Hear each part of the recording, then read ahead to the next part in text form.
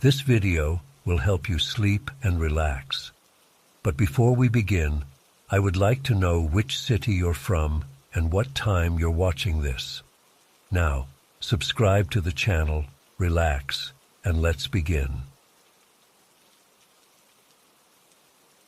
At first, Nellie seemed nice enough. She was quiet and kept to herself, which was fine by me. I was busy trying to adjust to life in a new country and focusing on my studies. But about a week into the semester, strange things started happening. It began with the bathroom. Every single day, without fail, the toilet would get clogged. At first, I thought it was just bad plumbing, but it was always perfectly fine when I used it. It was only after Nellie used it that it would be a mess. I started to notice other odd things too. My shampoo bottle seemed to empty faster than it should, and sometimes I'd find long strands of blonde hair in my hairbrush. My hair is dark brown. I tried to brush it off, telling myself I was just being paranoid. But then things escalated. I'd be sitting in my room studying, and I'd hear these weird scratching noises coming from Nellie's side of the wall. It sounded like she was pressing her ear against it, listening to everything I was doing. One night, I woke up around 3 a.m. and nearly had a heart attack when I saw Nellie's face peering at me through the crack in my door. Her eyes were wide open, just staring. When I called out Nellie, she quickly shut the door, and I heard her scrambling back to her room. I started spending less and less time in our dorm. I'd go to the library to study, hang out at my friend Maria's place, anything to avoid being alone with Nellie. But somehow, she always seemed to know where I was. I'd be grabbing coffee at the campus Starbucks, and there she'd be, sitting in the corner watching me. I'd go for a run in the park, and I'd see her lurking behind trees, pretending to be on her phone. It got to the point where I was constantly looking over my shoulder. I couldn't concentrate on my classes because I was always on edge, wondering where Nellie would pop up next. My grades started to slip, and I was losing sleep from the stress. I tried talking to our resident advisor about it, but they just told me to try and work things out with Nellie directly. When I did try to confront her, she'd just stare at me blankly and deny everything. "I don't know what you're talking about," she'd say in this eerie monotone. "You must be imagining things." Things came to a head one Friday night. I was hanging out with Maria in our dorm common room, trying to have a bit of normalcy. We were laughing about something when suddenly Nellie appeared out of nowhere. Before I could even react, she lunged at Maria, grabbing a fistful of her hair and slamming her head into the table. I screamed and tried to pull Nellie off, but she was freakishly strong. It took 2 other students to finally separate them. Maria ended up with a concussion and needed stitches. When campus security arrived, Nellie was calm as could be, insisting that Maria had attacked her first and she was just defending herself. I was shaking as I told the officers everything, the stalking, the weird behavior, all of it. They took my statement, but in the end, nothing really happened. Nellie got a stern warning from the university, but she was allowed to stay in our dorm. After that, I was terrified to even be in the same building as her. I begged the housing office to let me switch rooms, but they said there was nothing available. I ended up crashing on Maria's couch for weeks, too scared to go back to my own room. The psychological toll was immense. I couldn't sleep without having nightmares about Nellie standing over my bed. I'd jump at every little noise, convinced she was right behind me. My anxiety was through the roof, and I started having panic attacks. I went to the dean of students, the campus police, anyone who would listen. But it felt like no one was taking me seriously. They'd say things like, "Well, she hasn't actually threatened you directly," or "There's no evidence of any crime." It was like they were waiting for something terrible to happen before they'd act. I felt completely helpless and alone. Here I was, thousands of miles from home, being terrorized by my roommate, and the people who were supposed to protect me were failing at every turn. I started to regret ever coming to study in the U.S. The final straw came when I returned to my room one day to find all of my things rearranged. My clothes were folded differently, my books were in a new order, and worst of all, my laptop was open on my desk. I always shut it when I left. When I checked it, I found dozens of new files and folders that I didn't create. They were full of pictures of me, sleeping, studying, walking around campus. Nellie had been following me and documenting my every move. I grabbed whatever I could fit in a backpack and ran out of there, not even bothering to close the door behind me. I went straight to the airport and booked the first flight back to Brazil. I didn't care about my classes or my visa status or anything else. I just knew I had to get away. It's been 2 years since then, and I still have nightmares about Nellie. I never found out why she fixated on me or what her endgame was. The university eventually sent me an email saying they had addressed the situation, but they never gave me any details. Sometimes I wonder if I overreacted, if maybe I misinterpreted things. But then I remember the look in Nellie's eyes when she attacked Maria, the cold, emotionless stare as she denied everything, and I know in my gut that I was in real danger. I try not to let it control my life, but it's hard. I'm always looking over my shoulder, always a bit on edge. I have trouble trusting new people, especially roommates. Part of me is still angry at Nellie, at the university, at the whole system that failed to protect me when I needed it most. I don't know if I'll ever fully recover from what happened. All I know is that my American college dream turned into a nightmare that I'm still trying to wake up from. If you're reading this and you're in a similar situation, please don't wait like I did. Trust your instincts and get help, even if you have to leave everything behind. Your safety and sanity are worth more than any degree.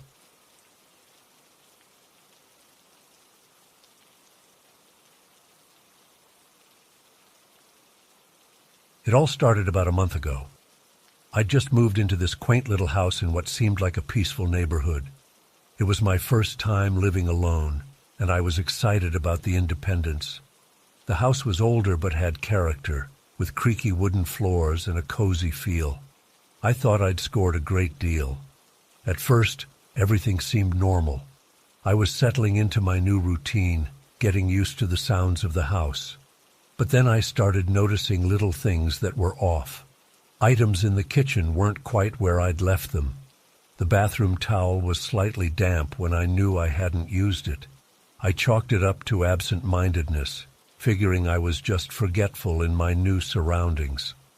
But then the noises started, soft creaks and shuffles in the night that I couldn't explain. I'd wake up with my heart racing, straining to hear in the darkness. During the day, I'd catch movement out of the corner of my eye, only to turn and find nothing there. I started to feel like I was losing my mind. I tried to rationalize it. Old houses make noise, right? Maybe it was just settling. But the feeling of being watched was constant. I'd be sitting on the couch watching TV and suddenly get goosebumps, like someone was standing right behind me. I'd spin around, but there was never anyone there. One night, I woke up to use the bathroom and could have sworn I heard breathing coming from under the floor. I froze, my blood turning to ice in my veins. I stood there for what felt like hours, barely daring to breathe myself. Eventually, I convinced myself it was just the pipes or my imagination running wild. But I couldn't shake the feeling that something was terribly wrong. I started sleeping with the lights on, checking and rechecking the locks obsessively. I even considered calling the police, but what would I tell them? That I had a hunch someone was in my house? They'd think I was crazy. It all came to a head last night. I'd had trouble falling asleep, tossing and turning for hours. Around 3 a.m. I heard a distinct thud from downstairs. My heart leapt into my throat. This wasn't my imagination. Someone was in the house. I lay there paralyzed with fear, my mind racing. Should I call 911? Try to confront the intruder? As I was debating my options, I heard slow, careful footsteps on the stairs. They were coming up to where I was.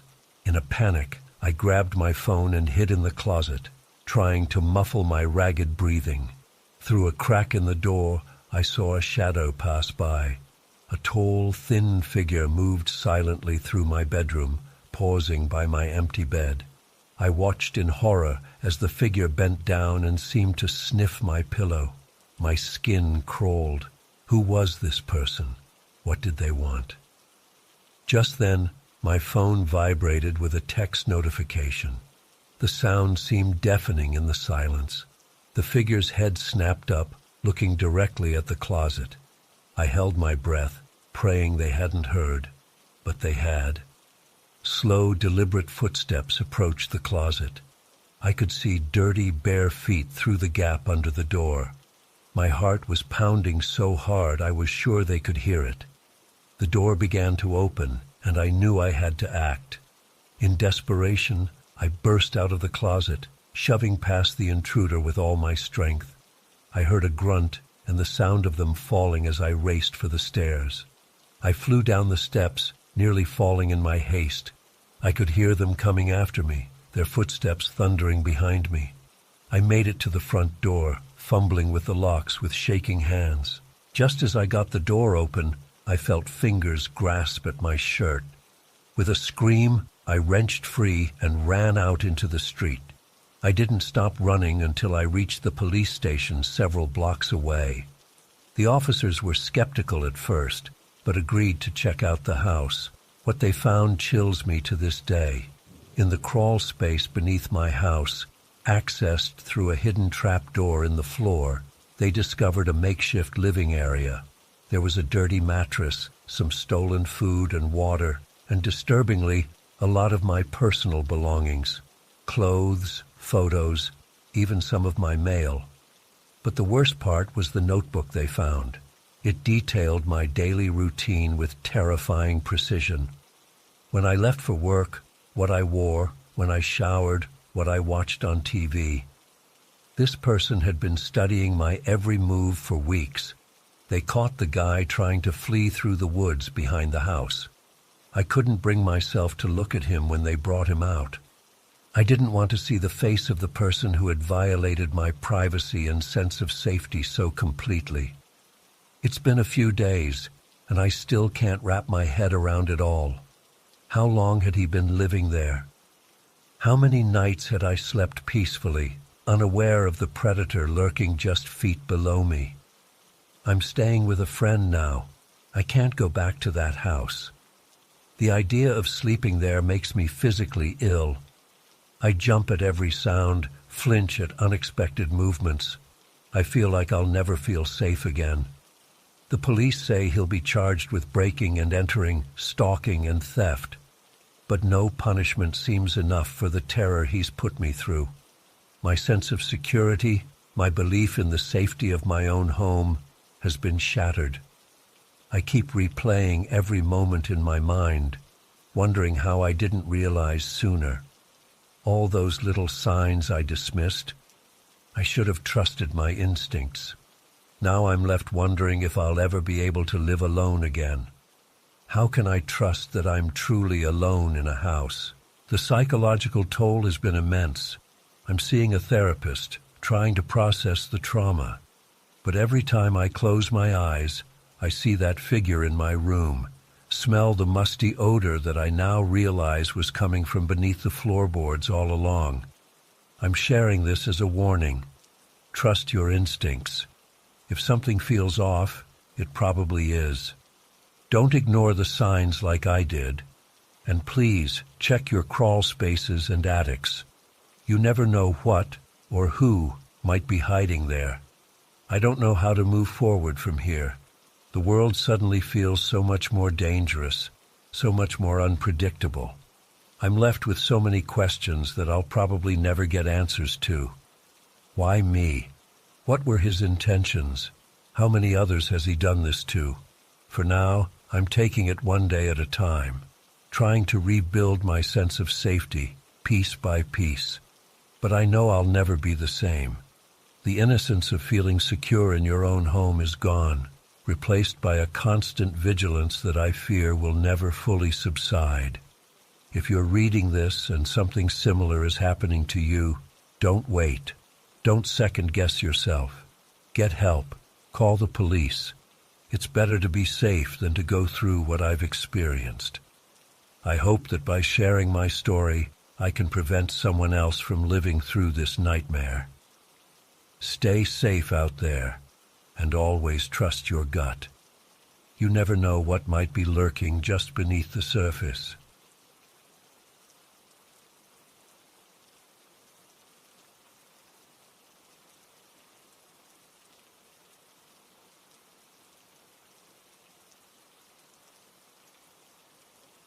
The day of the gathering arrived, and I felt a mix of excitement and nervousness as I drove to the address Annie had given me. It was a large, somewhat run-down house on the outskirts of town. As I walked up to the front door, I noticed several cars parked outside and muffled voices coming from inside. I took a deep breath and knocked. Annie greeted me with a warm smile and ushered me in. The living room was dimly lit with candles, and about a dozen people were seated in a circle on cushions on the floor. The air felt thick and heavy, and I immediately sensed an intense energy in the room. Annie introduced me to the group and motioned for me to take a seat. As I sat down, I scanned the faces around me. Most looked to be in their 20s and 30s, with a mix of apprehension and eagerness in their expressions. At the head of the circle sat an older man with long gray hair and piercing blue eyes. He exuded an aura of authority that made me uneasy. "Welcome, seekers," the man began in a deep, measured voice. "I am Gabriel, your guide on this journey of spiritual awakening and healing. Tonight, we will peel back the layers of trauma and pain that hold us back from our true potential." A chill ran down my spine at his words. This was not at all what I had expected when Annie invited me. I glanced at her, but she was focused intently on Gabriel with an almost trance-like expression. Gabriel continued, "To begin, we will go around the circle and share the deepest wounds of our past. Only by reliving our trauma can we truly release it and ascend to a higher plane of consciousness." My heart began to race. Share my deepest traumas with a group of strangers? Every instinct told me to get up and leave, but I felt frozen in place. The sharing began with a young woman to Gabriel's right. Through tears, she recounted a horrific story of childhood abuse. Gabriel nodded solemnly, occasionally interjecting to ask probing questions that seemed to intensify her distress. As she finished, Gabriel placed his hand on her head and closed his eyes. "I sense the darkness leaving you," he intoned. "Let it go and embrace the light." The woman collapsed into sobs as the next person began to share. With growing horror, I realized I was expected to participate in this bizarre ritual. My palms grew sweaty as I racked my brain for an escape plan. But before I could act, Gabriel's eyes locked onto mine. "You there, our newest seeker. I sense great pain and turmoil within you. Please, share your burden with us so we may help you heal." I felt like a deer in headlights as all eyes turned to me. I'm not sure I'm comfortable sharing anything so personal," I stammered. Gabriel's expression hardened. "Resistance only prolongs your suffering. Trust in the process. Let your guard down and allow us to guide you to enlightenment." The pressure was overwhelming. I could feel the group's expectation bearing down on me. In a moment of panic, I blurted out a traumatic experience from my past that I had never spoken of before. As the words spilled out, I felt raw and exposed. Tears streamed down my face as I relived the painful memories. Gabriel nodded with satisfaction. Yes, let it all out. Feel the trauma leaving your body. But I didn't feel relieved or healed. I felt violated and manipulated. As I finished speaking, Gabriel approached and placed his hands on my head. His touch made my skin crawl. "I'm channeling healing energy into you," he said. "Can you feel the light entering your body, washing away the darkness?" I wanted to scream that I felt nothing but revulsion, but I found myself nodding mutely, too shocked and overwhelmed to resist. The sharing continued around the circle, each story more horrific than the last. I sat in stunned silence, my mind reeling. How had I ended up here? Why was Annie participating in this madness? As the last person finished, Gabriel stood and raised his arms. "You have all taken the first step on your journey to enlightenment. The trauma you've released tonight has opened you up to receive divine wisdom and healing. But this is only the beginning. True ascension requires dedication and sacrifice."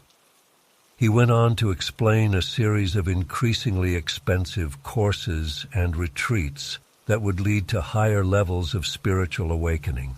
It suddenly clicked that this was all an elaborate scam to exploit vulnerable people. I wanted nothing more than to bolt for the door, but I was afraid of drawing attention to myself. So I sat quietly as Gabriel concluded the meeting with a meditation, fighting the urge to cry or scream. When it was finally over, people began to mill about and chat. I made a beeline for Annie, desperate for answers. "What the hell was that?" I hissed. "You didn't tell me it would be anything like this." Annie's eyes were glazed over. "Isn't it amazing? I feel so cleansed and enlightened. Gabriel is a true spiritual master." I realized with a sinking feeling that Annie was completely under Gabriel's spell. "This isn't right," I pleaded. "Can't you see how manipulative and exploitative this is?" She shook her head sadly. "You're not ready to receive the truth yet, but you will be, in time. That's why I brought you here." A wave of betrayal washed over me. "You mean you've been recruiting people through dating apps? How could you do that?" "I'm helping people find their true path," Annie insisted. "Gabriel showed me the light, and now I want to share it with others." I backed away, feeling sick to my stomach. "This is wrong, Annie. Please get help." But she just smiled serenely and turned away to talk to another group member. I stumbled towards the door, my head spinning. As I reached for the doorknob, I felt a hand on my shoulder. I turned to see Gabriel standing there, his blue eyes boring into me. "Leaving so soon?" he asked softly. "Your journey has only just begun. I sense great potential in you. Don't let fear hold you back from true enlightenment." A chill ran through me at his words. I mumbled something about needing to get home and practically ran out the door. The cool night air hit me like a slap in the face as I hurried to my car. My hands shook as I fumbled with the keys. As I pulled away from the curb, I glanced in my rearview mirror and saw Gabriel standing on the porch, watching me leave. I drove home in a daze, feeling violated and shaken to my core. How could I have been so naive? I was furious at Annie for luring me there under false pretenses, but also worried for her and the others still trapped in Gabriel's web of manipulation. That night, I tossed and turned, plagued by nightmares of the trauma I'd been forced to relive. In the days that followed, I felt raw and on edge, jumping at every sound. I kept replaying the events in my mind, trying to make sense of it all. I thought about reporting the group to the authorities, but I had no real evidence of wrongdoing, and a part of me was afraid of retaliation if I spoke out. So I stayed quiet, deleting my dating apps and withdrawing from social activities. It's been weeks now, and I still feel haunted by that night. I can't shake the memory of Gabriel's piercing gaze or the vacant look in Annie's eyes. Sometimes I wake up in a cold sweat, feeling like I narrowly escaped something truly sinister. I don't know if I'll ever fully recover from this experience or understand how I let myself get pulled into such a situation. All I know is that I'll never again ignore my instincts when they tell me something isn't right. And I'll always be wary of those who claim to have all the answers, especially when it comes to matters of the spirit and mind.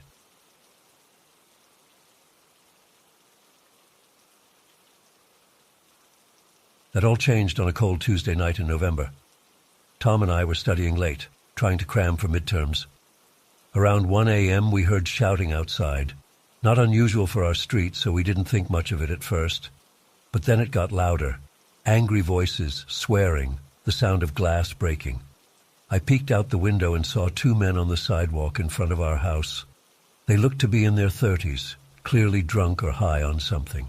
One was tall and lanky with greasy long hair, the other shorter but muscular with a shaved head. I didn't recognize them as our neighbors, but figured they must live nearby. "Oi, we know you're in there," the tall one yelled, looking right at our window. I quickly ducked down, my heart racing. Tom came over. "What's going on?" "I don't know," I whispered. "These guys outside seem really angry about something." We heard more shouting, then a loud thud against our front door. Tom and I looked at each other in shock. Were they trying to break in? "Open up, you fucking cunts!" the muscular one bellowed. More thuds and the sound of splintering wood.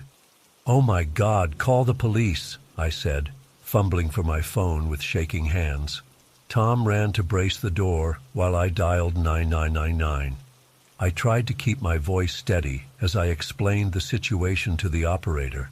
She assured me help was on the way, but it felt like an eternity as the pounding and shouting continued. "We're gonna fuck you up. You can't hide in there forever." The threats and obscenities they were screaming made my blood run cold. I had no idea who these men were or why they were targeting us. Had we accidentally done something to piss off the wrong people? Was this a case of mistaken identity? Or were they just randomly choosing a house to terrorize? Whatever the reason, it was clear they meant business. The door was starting to splinter and give way under the constant battering. Tom was using all his strength to hold it shut, but I could see the fear in his eyes. We both knew it was only a matter of time before they broke through. I grabbed the heaviest thing I could find, a tall floor lamp, and stood ready to swing it if they got in. My whole body was trembling. I'd never felt such pure, primal fear before. Just when I thought the door was about to cave in, we heard sirens approaching. The men outside started swearing, and I heard footsteps running away. A wave of relief washed over me, but I still couldn't stop shaking. The police arrived moments later.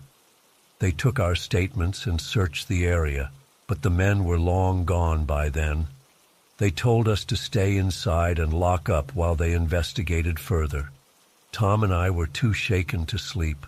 We sat huddled together on the couch, jumping at every little sound. Around 5 a.m., there was a knock at the door. I nearly had a heart attack before realizing it was the police again. They had caught the two men a few blocks away. Turns out they were our next-door neighbors. We'd never actually met them before. The police found them with a bunch of meth and a large kitchen knife. It was clear they had intended to hurt us, though we still don't know why. Maybe the drugs made them paranoid, and they imagined we'd wronged them somehow. The officers assured us the men were in custody and wouldn't be getting out anytime soon. But that didn't do much to ease my fears. Knowing they had been living right next door this whole time, possibly watching us, planning this attack, it made me feel sick. We moved out the very next day. I couldn't bear to spend another night in that house. For weeks afterwards, I had terrible nightmares about men breaking down doors and chasing me. I'd wake up in a cold sweat, heart pounding. Even now, years later, I still get anxious when I hear raised voices outside at night. The sound of someone pounding on a door sends me into a panic. I'm always hyper-aware of my surroundings, checking and double-checking that doors and windows are locked. The rational part of my brain knows those specific men can't hurt me anymore, but the fear they instilled lives on. I often wonder how differently things might have turned out if the police hadn't arrived when they did. Would Tom and I have been able to fight them off? The thought makes me shudder. I try not to dwell on the what-ifs too much, but it's hard not to when something like that happens to you. It fundamentally changes how you see the world. I used to feel relatively safe in my own home. Now I'm always on edge, waiting for the next threat to appear. Therapy has helped somewhat, but I don't think I'll ever fully get over that night. It opened my eyes to how quickly things can go wrong, how vulnerable we all are. You never really know what's going on behind closed doors, what darkness might be lurking next door. I'm sharing this story as a warning to others, especially students living on their own for the first time. Be aware of your surroundings. Get to know your neighbors if you can. And most importantly, trust your instincts. If something feels off, it probably is. Don't be afraid to call for help, even if you're not 100% sure it's needed. I'm so grateful I made that 999 call when I did. A few minutes later might have been too late. I still have a lot of healing to do, but I'm working on it day by day. Writing this out has been cathartic in a way. Maybe by sharing my experience I can help someone else avoid a similar situation, or at least let others who've been through something like this know they're not alone. To anyone reading this who's dealing with the aftermath of trauma, it does get better, slowly but surely. Be patient with yourself and don't be afraid to lean on others for support. And remember, what happened to you doesn't define you. You are so much stronger than you know.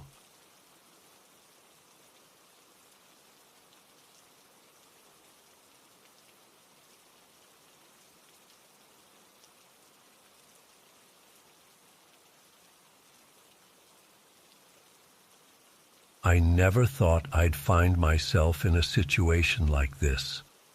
It's been years, but the memories still haunt me. I guess I should start from the beginning. It was just another ordinary day at school when Leo first approached me. He was the new kid, an immigrant from Guatemala who had recently moved to our town. I remember feeling a mix of curiosity and sympathy as he nervously introduced himself in halting English. There was something endearing about his shy smile and the way he fumbled with his words. Over the next few weeks, Leo and I started talking more. He would seek me out between classes, eager to practice his English. I found myself looking forward to our little chats. He had a great sense of humor and always managed to make me laugh, even on tough days. Before long, we were texting regularly and hanging out after school. Looking back, I should have seen the red flags. Leo's texts became more frequent, sometimes bordering on excessive. He'd get upset if I didn't respond quickly enough. At the time, I chalked it up to cultural differences or his eagerness to make friends in a new country. I never imagined it would spiral into something so terrifying. Things took a dark turn when I started dating someone else. Leo's demeanor changed almost overnight. The sweet, funny guy I knew was replaced by someone I barely recognized. His texts became angry and demanding. He'd bombard me with messages, alternating between declarations of love and vicious insults. One day, I opened my locker to find a crumpled note inside. My blood ran cold as I read Leo's messy scrawl. "You belong to me. No one else can have you." I confronted him, telling him to back off and that we were just friends. His eyes flashed with a rage I'd never seen before. "You'll regret this," he hissed before storming off. That's when the real nightmare began. Suddenly, Leo was everywhere. I'd catch glimpses of him following me in the hallways, always lurking just out of sight. He'd show up at places I frequented, the library, the local coffee shop, even outside my house. Once, I woke up in the middle of the night to see a shadowy figure outside my window. I'm almost certain it was him. The constant fear was suffocating.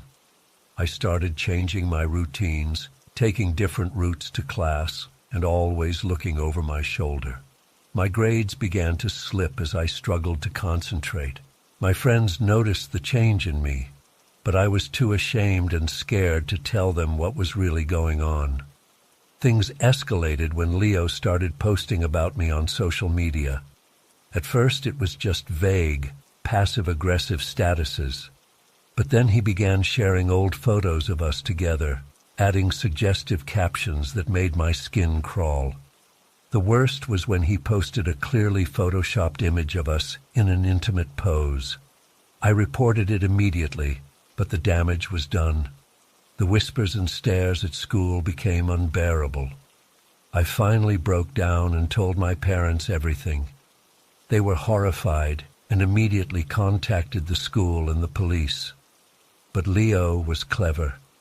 He always seemed to know just how far he could push things without crossing into clear legal territory. The school gave him a stern warning, but it did little to deter him. The messages continued, each one more disturbing than the last. "I see you," he'd write, followed by details of what I was wearing or doing at that exact moment. Sometimes he'd describe my bedroom in vivid detail, making me wonder if he'd somehow been inside my house. I changed my phone number countless times, but he always managed to get the new one. One particularly terrifying incident stands out in my memory. I was walking home from a late study session at the library when I heard footsteps behind me. My heart raced as I quickened my pace, but the footsteps sped up too. In a panic, I ducked into a nearby convenience store. As I pretended to browse the aisles, I saw Leo's reflection in the security mirror, watching me from just outside the store. I called my dad in tears, and he came to pick me up. Leo was gone by the time we left, but the fear lingered. The final straw came during our senior year. I arrived at school one morning to find my locker plastered with dozens of photos, all of me. There were shots of me at home, at school, even on a family vacation.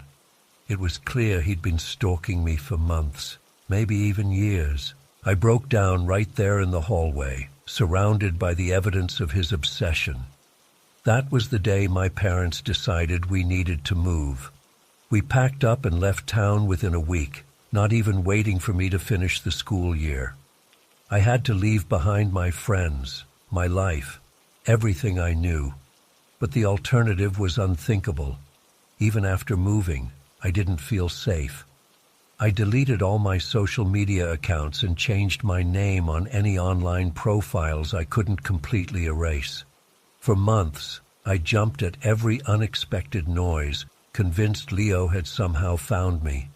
It's been 3 years since I last saw or heard from Leo. Sometimes I wonder if he's still out there, searching for me. The rational part of my brain knows he's probably moved on, but the fear never fully goes away. I still catch myself looking over my shoulder sometimes, half expecting to see his face in the crowd.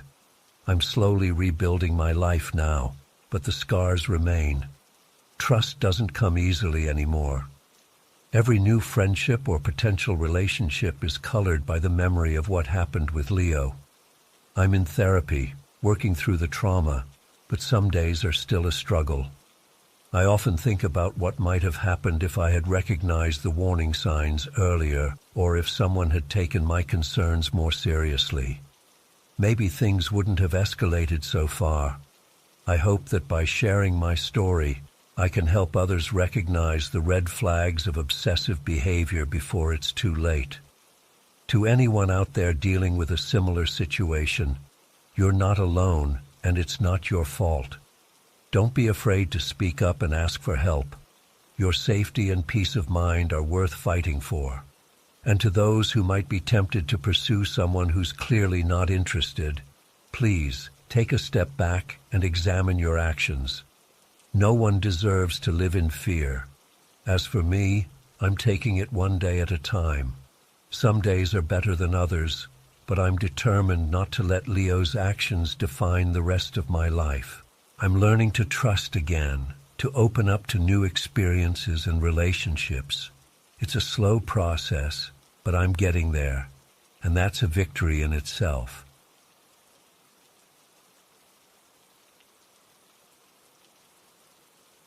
When Anastasia arrived, I was immediately struck by her intense gaze and eccentric style. She wore a long, flowing dress covered in mystical symbols and had crystals dangling around her neck. As I welcomed her in, she paused at the threshold and whispered something under her breath before entering. I brushed it off as just a little New Age oddity. We sat down on the couch, and I offered her a glass of wine. As we started talking, things quickly took a strange turn. Out of nowhere, Anastasia declared, "I should tell you who I really am. I am the lost princess Anastasia Romanov, sole survivor of the Russian royal family." I laughed nervously, thinking she was joking, but her face remained deadly serious as she launched into an elaborate tale about escaping execution, time travel, and living in secret for decades. I tried to steer the conversation to more normal topics, but she kept circling back to her supposed royal heritage. "You don't believe me, do you?" she said, her eyes narrowing. "I can prove it. I have powers passed down through the Romanov bloodline." Before I could react, she grabbed my hands and started chanting in what sounded like Russian. The room seemed to grow colder and darker. I yanked my hands away, feeling deeply unsettled. "Please, let's just have a normal evening," I pleaded. But Anastasia was on a roll now. She stood up and began pacing around my living room, muttering about cosmic energies and spirit realms. Suddenly she fixated on a photo of my cat on the mantel. "Ah, you have a feline guardian. Cats are the gatekeepers between worlds. We must commune with it immediately." I explained that my cat was actually at the vet for the night. This sent Anastasia into a frenzy. No, this is all wrong. We need feline energy for the ritual. Quick, we must go find street cats to bring back here." At this point, I was getting seriously freaked out. I suggested maybe we should call it a night. This only agitated her further. "You doubt my powers? You dare dismiss a Romanov princess?" she snarled. "Perhaps you need a demonstration." She began twirling around the room, arms outstretched, chanting loudly in that strange language. Knickknacks started vibrating on the shelves. The lights flickered ominously. I was frozen in place, unsure if I was hallucinating or if this was really happening. Wind seemed to whip through the room, though all the windows were closed. Anastasia's hair billowed around her wildly as her chants grew more frenzied. Suddenly she stopped and pointed at me dramatically. "You have angered the spirits by your disbelief. Dark forces gather around you. Only I can protect you now." She lunged towards me, and I instinctively scrambled backwards, knocking over a side table in the process. The loud crash seemed to snap her out of whatever trance she was in.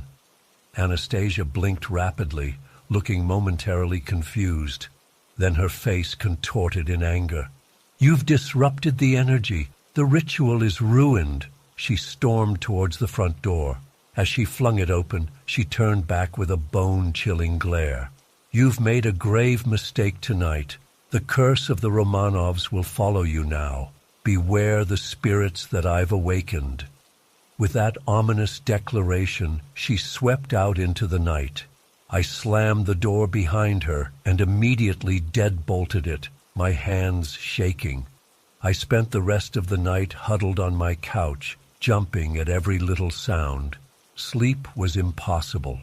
My mind raced, trying to make sense of what had happened. Had I really experienced some kind of supernatural event? Or was Anastasia just an extremely convincing actress with an elaborate prank? As the first light of dawn filtered through my windows, I started to calm down slightly. In the harsh light of day, it all seemed absurd. Clearly, I had just had a run-in with someone who was mentally unwell or on drugs. I resolved to be more careful about who I invited over in the future. But then I noticed something that made my blood run cold. There on my coffee table was a small object I'd never seen before, an ornate Fabergé egg. I knew I didn't own anything like that. Anastasia must have left it behind.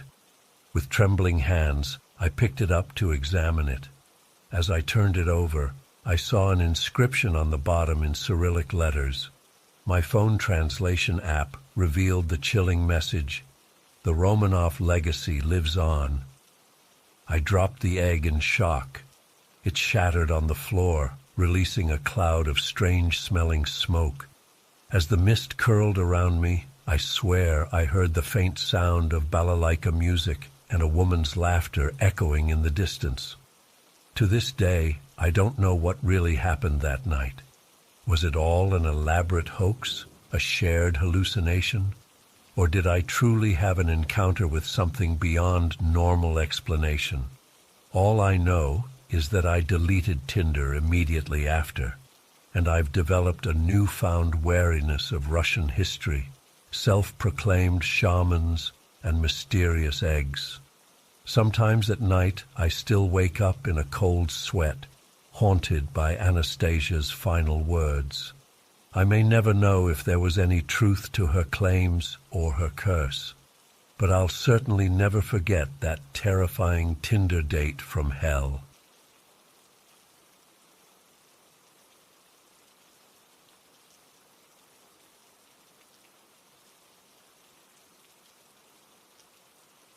It was early May, and a group of us had planned a camping trip to Lake Simcoe. There were 6 of us, me, my girlfriend Amy, and our friends Ben, Tim, Jessica, and Mike. We were all excited to spend a few days in nature, grilling food, swimming, and just hanging out around the campfire. We arrived at the campground on Friday afternoon and set up our tents near the lakeshore. It was a beautiful spot, with towering pine trees and a view of the sparkling water. As we were getting settled, I noticed another group setting up camp about 50 yards away. They seemed rowdy, blasting music and yelling to each other as they unloaded their truck. I tried not to let it bother me, figuring they'd quiet down once it got dark. We spent the rest of the afternoon swimming and exploring the area. That evening, we gathered around our campfire to roast hot dogs and marshmallows. The other group was still being pretty loud, but we did our best to ignore them and enjoy ourselves. Around 11 p.m., most of us decided to turn in for the night. Ben and Tim said they were going to stay up a bit longer to have a few more beers. I crawled into my tent with Amy and fell into an uneasy sleep, the bass from the other group's music still thumping in the distance. I'm not sure how long I'd been asleep when I was jolted awake by screaming. At first, in my groggy state, I thought it was just the rowdy campers getting louder. But then I heard Ben yell, "Help! Oh God, help!" followed by a blood-curdling scream that made my skin crawl. I scrambled out of the tent, my heart racing. In the dim moonlight, I could make out 2 men attacking Ben and Tim. One had Ben pinned to the ground while the other was on top of Tim, and I saw the glint of a knife. "Hey!" I shouted, my voice shaking. "Get away from them!" The attackers looked up, and I froze in terror. Their eyes were wild, almost feral. They didn't look human. One of them snarled and started running towards me. I stumbled backwards, tripping over a tent stake and falling hard on my back. The man was on me in seconds, his face inches from mine. His breath reeked of alcohol and something chemical. He pressed a knife against my throat and growled, "Don't fucking move." I was paralyzed with fear, certain I was about to die. Out of the corner of my eye, I saw the other attacker still on top of Tim, bringing the knife down again and again. Tim's screams had turned to weak, gurgling sounds. Suddenly there was a loud crack, and the man on top of me went limp. Mike was standing there, a large branch in his hands. He'd apparently snuck up behind the attacker and clubbed him in the head. "Oh shit! Oh shit!" Mike was muttering, his eyes wide with panic. The commotion had alerted the other attacker, who jumped up and charged at Mike. They grappled for a moment before tumbling to the ground. I snapped out of my daze and scrambled to my feet, looking around desperately for a weapon. I grabbed a heavy flashlight from our picnic table and ran to help Mike. The attacker had Mike pinned and was trying to stab him. I swung the flashlight as hard as I could, connecting with the side of the man's head. He slumped to the side, momentarily stunned. "Run!" I yelled to Mike. "Get help!" Mike took off towards the main campground office. I turned my attention to Ben and Tim, who were both lying motionless on the ground. There was so much blood. I felt sick to my stomach. I heard groaning behind me and spun around. The first attacker was starting to regain consciousness. Panic seized me again. I grabbed Amy, who had emerged from our tent, and pulled her towards the lake. "We have to hide," I said, my voice shaking. We splashed into the shallow water, wading out until it was up to our chests. We crouched down, shivering, only our heads above the surface. I could hear shouting from the campsite, but I was too terrified to look. We stayed there for what felt like hours, though it was probably only 20 or 30 minutes. Finally, we heard sirens in the distance. Red and blue lights flashed through the trees. Only then did we slowly make our way back to shore. The scene at our campsite was chaotic. There were several police cars and an ambulance. Officers were putting the two attackers in handcuffs. Apparently, they had tried to flee across the dry part of the lake bed, but got stuck in the mud. Ben and Tim were being loaded into the ambulance. They were both alive, but in bad shape. Tim had lost a lot of blood from multiple stab wounds. Ben had been stabbed in the shoulder and had a concussion from being beaten. The police took our statements. They said the attackers were likely high on meth or bath salts, which explained their insane strength and erratic behavior. It seemed we had just been random targets of their drug-fueled violence. Ben and Tim both survived, thankfully. Tim needed several surgeries and a lot of physical therapy, but he eventually recovered, physically at least. Mentally, none of us have fully recovered. I still have trouble sleeping. Any unexpected noise at night sends me into a panic. I can't go camping anymore. Even the thought of sleeping in a tent gives me anxiety attacks. The sound of laughter from strangers makes me tense up, remembering the rowdy group that camped near us that night. It's been 2 years, and I'm still in therapy trying to process what happened. The randomness of it all is what haunts me the most. We did nothing to provoke those men. We were just in the wrong place at the wrong time, and it nearly cost us our lives. I don't know if I'll ever feel truly safe again. Sometimes I wonder what would have happened if Mike hadn't woken up when he did, or if I hadn't found that flashlight to fight off the second attacker. The what-ifs can drive you crazy if you let them. I try to focus on the fact that we all survived. We're still here, still friends. But our lives are forever changed. A fun weekend turned into a nightmare in the blink of an eye. I know now how quickly everything can change, how fragile our sense of safety really is.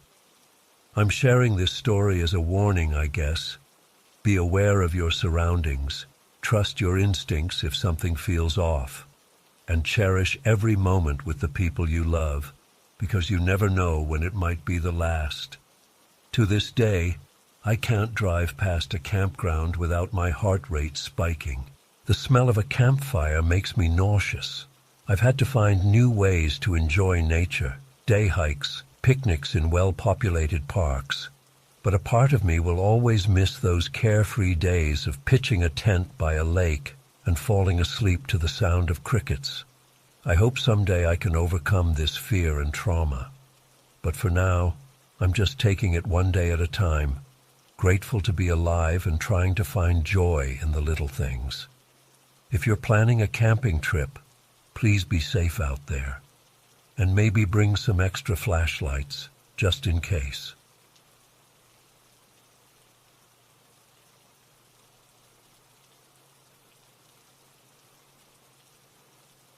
I still remember that day like it was yesterday, even though it's been over 20 years now. I was 10 years old, spending the summer at my family's property in southern Mississippi. We had this beautiful lake on the land where I loved to go fishing. My parents always told me not to go alone, but being a stubborn kid, I'd often sneak off with just my dog Booley for company. That particular day started like any other. It was hot and humid, typical Mississippi summer weather. I woke up early, grabbed my fishing rod, and whistled for Booley. He was always excited for our little adventures. We made our way down to the lake, the morning dew still clinging to the grass. The lake was peaceful, with a light mist hovering over the water. I found my favorite spot, a large rock that jutted out into the water, giving me a perfect vantage point to cast my line. Booley settled down next to me, his tail wagging contentedly. I don't know how long I'd been fishing, maybe an hour or two. I was so focused on trying to catch something that I didn't notice the change in atmosphere at first. It was subtle, like a shift in the air pressure. Suddenly the birds stopped chirping, and the insects fell silent. That's when I felt it, this overwhelming sense of being watched. My heart started racing, and I felt the hair on the back of my neck stand up. I tried to tell myself I was being silly, that it was just my imagination running wild. But then I noticed Booley. He was standing now, his ears perked up and his body tense. He was staring intently at something behind me, towards the tree line. Slowly, I turned my head to look. At first I didn't see anything out of the ordinary, just the dense line of trees that surrounded the lake. But then, movement caught my eye. There, partially hidden by the shadows of the trees, was a figure. It was a man, I think. Tall, much taller than any person I'd ever seen. He was just standing there, perfectly still, watching us. I couldn't make out any features. It was like looking at a silhouette. But I could feel his eyes on me. My breath caught in my throat. I wanted to run, to scream for help, but I was frozen in place. Booley let out a low growl, which snapped me out of my paralysis. I knew I needed to leave, but I was terrified of making any sudden movements. With shaking hands, I started to pack up my fishing gear. I tried to appear calm, like I hadn't noticed the figure. But my heart was pounding so hard, I thought it might burst out of my chest. As I was packing, I kept glancing towards the tree line. The figure was moving. Slowly, so slowly, it was inching closer to the edge of the trees. I could see it more clearly now, and that only made it worse. It was definitely shaped like a man, but something was off. The proportions weren't quite right. Its arms seemed too long, its legs too thin. I finished packing and stood up, my legs feeling like jelly. Booley positioned himself between me and the figure, still growling softly. I started walking away from the lake, towards the path that led back to our house. Every instinct in my body was screaming at me to run, but somehow I knew that would be a mistake. So I walked, slowly, steadily, fighting every urge to look back. Booley walked backwards, keeping his eyes on whatever was behind us. The sound of twigs snapping and leaves rustling told me the figure was moving too. It felt like the longest walk of my life. Every step was an eternity, every breath a struggle. I could feel the presence getting closer, hear its footsteps getting louder. But I didn't look back. I couldn't look back. Finally, after what seemed like hours but was probably only minutes, I reached the edge of the clearing where our house stood. Only then did I allow myself to turn around. There was nothing there. The tree line was empty, the lake peaceful once again. But the feeling of being watched lingered. I ran the rest of the way to the house, Booley right at my heels. I burst through the door, startling my mom who was in the kitchen. She took one look at my pale face and knew something was wrong. I broke down, sobbing, trying to explain what had happened between gasps for air. My parents searched the property, but they found nothing. No footprints, no signs of anyone or anything unusual. They tried to convince me it was just my imagination, that I'd scared myself. But I knew what I'd seen, and Booley knew too. He wouldn't leave my side for days after that.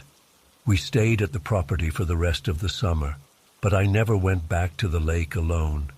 In fact, I rarely went outside at all. The feeling of safety I'd always had there was gone, replaced by a constant sense of unease. Even now, all these years later, I can't shake the memory of that day. I've tried to rationalize it, to convince myself it was just a trick of the light or an overactive imagination. But deep down, I know it was real. Whatever I saw that day by the lake, it changed me.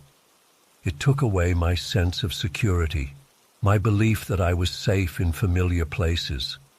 I've never told this story to many people. Who would believe it? A kid seeing a strange figure in the woods. It sounds like something out of a campfire tale, but I know what I experienced. The terror I felt that day was real, and it stayed with me all these years. Sometimes, when I'm alone in the quiet of the night, I still feel that sense of being watched. And I wonder, was that really the only time I encountered whatever was in those woods?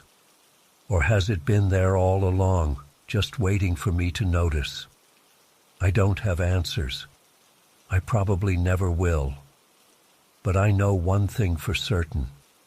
I'll never forget that day by the lake and the fear that has followed me ever since.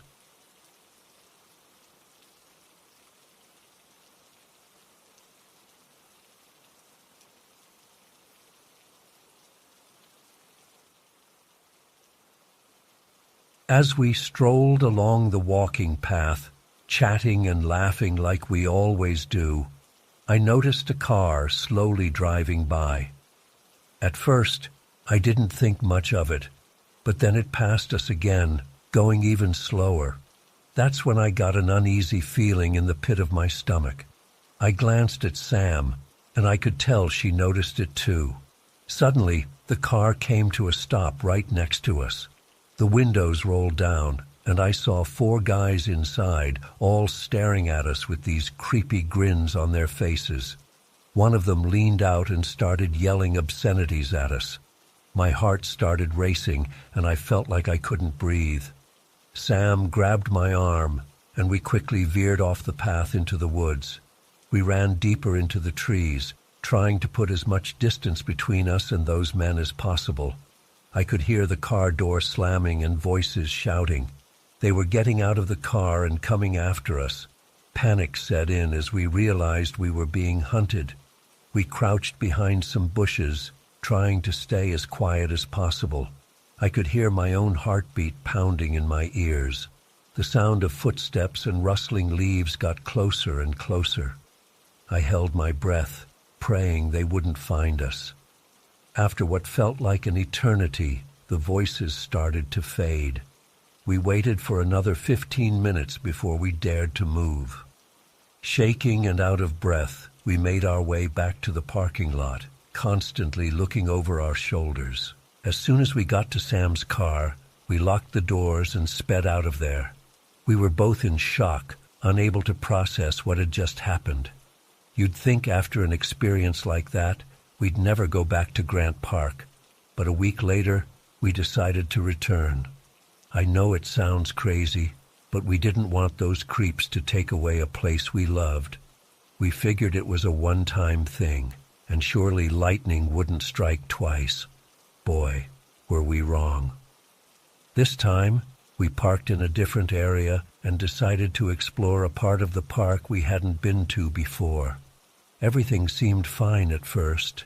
We were on high alert, but there was no sign of trouble. We even started to relax a little, thinking maybe we had overreacted the last time. That's when I heard it, the sound of an engine revving in the distance. I froze, my eyes meeting Sam's. We both knew. They were back. We started walking faster, trying to act normal while looking for a place to hide. The sound of the car got louder, and I could feel the panic rising in my chest. Just as we spotted a small cluster of trees to duck behind, the car came into view. It was the same one from before. Without a word, Sam and I broke into a run.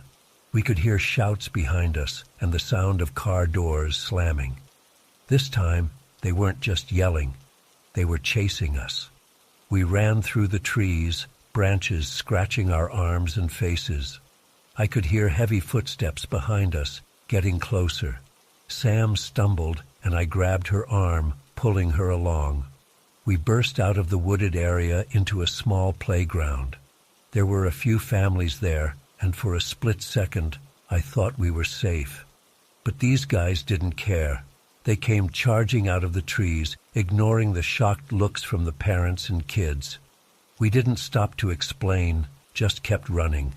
I heard screams and shouts behind us, but I didn't dare look back. We ran into a nearby housing development, hoping to lose them among the houses. My lungs were burning and my legs felt like jelly, but pure adrenaline kept me going. We zigzagged through backyards, hopped fences, and ducked behind sheds. All the while, I could hear them calling out to each other, coordinating their search. At one point, we hid in someone's garage that had been left open. We crouched behind a car, trying to catch our breath. I could hear them on the street, their voices getting closer. Sam was shaking next to me, tears streaming down her face. I put my hand over her mouth, afraid they might hear her sobbing. One of them walked right past the garage entrance. I thought my heart was going to explode. He paused for a moment, and I was sure he was going to look inside, but then he moved on. We waited for what felt like hours before we dared to move. When we finally thought it was safe, we made a break for it. We ran back towards the park, towards Sam's car. Every shadow, every sound made me jump. I kept expecting them to appear out of nowhere. By some miracle, we made it back to the car. Sam's hands were shaking so badly, she could barely get the key in the ignition. As soon as the engine started, we peeled out of there, not even bothering with seat belts. We drove for miles, not saying a word, both of us in shock. When we finally felt safe enough to stop, we pulled over and just broke down. The realization of how close we had come to God knows what was overwhelming. To this day, I still have nightmares about those men chasing us. We reported it to the police, but nothing ever came of it. They said without more information, there wasn't much they could do. Sam and I have never been back to Grant Park, and I don't think we ever will. I still can't understand why they targeted us or why they were so persistent. It's like they saw us as prey, and the chase was some sick game to them. The thought that they might still be out there, doing this to other women, keeps me up at night. This experience has changed me. I'm always looking over my shoulder now, always aware of my surroundings. I carry pepper spray and take self-defense classes. But no matter how prepared I try to be, I can't shake the feeling that I'm never truly safe. I share this story as a warning to others. Trust your instincts. If something feels off, it probably is. And please, be careful out there. You never know when a simple walk in the park could turn into a fight for your life.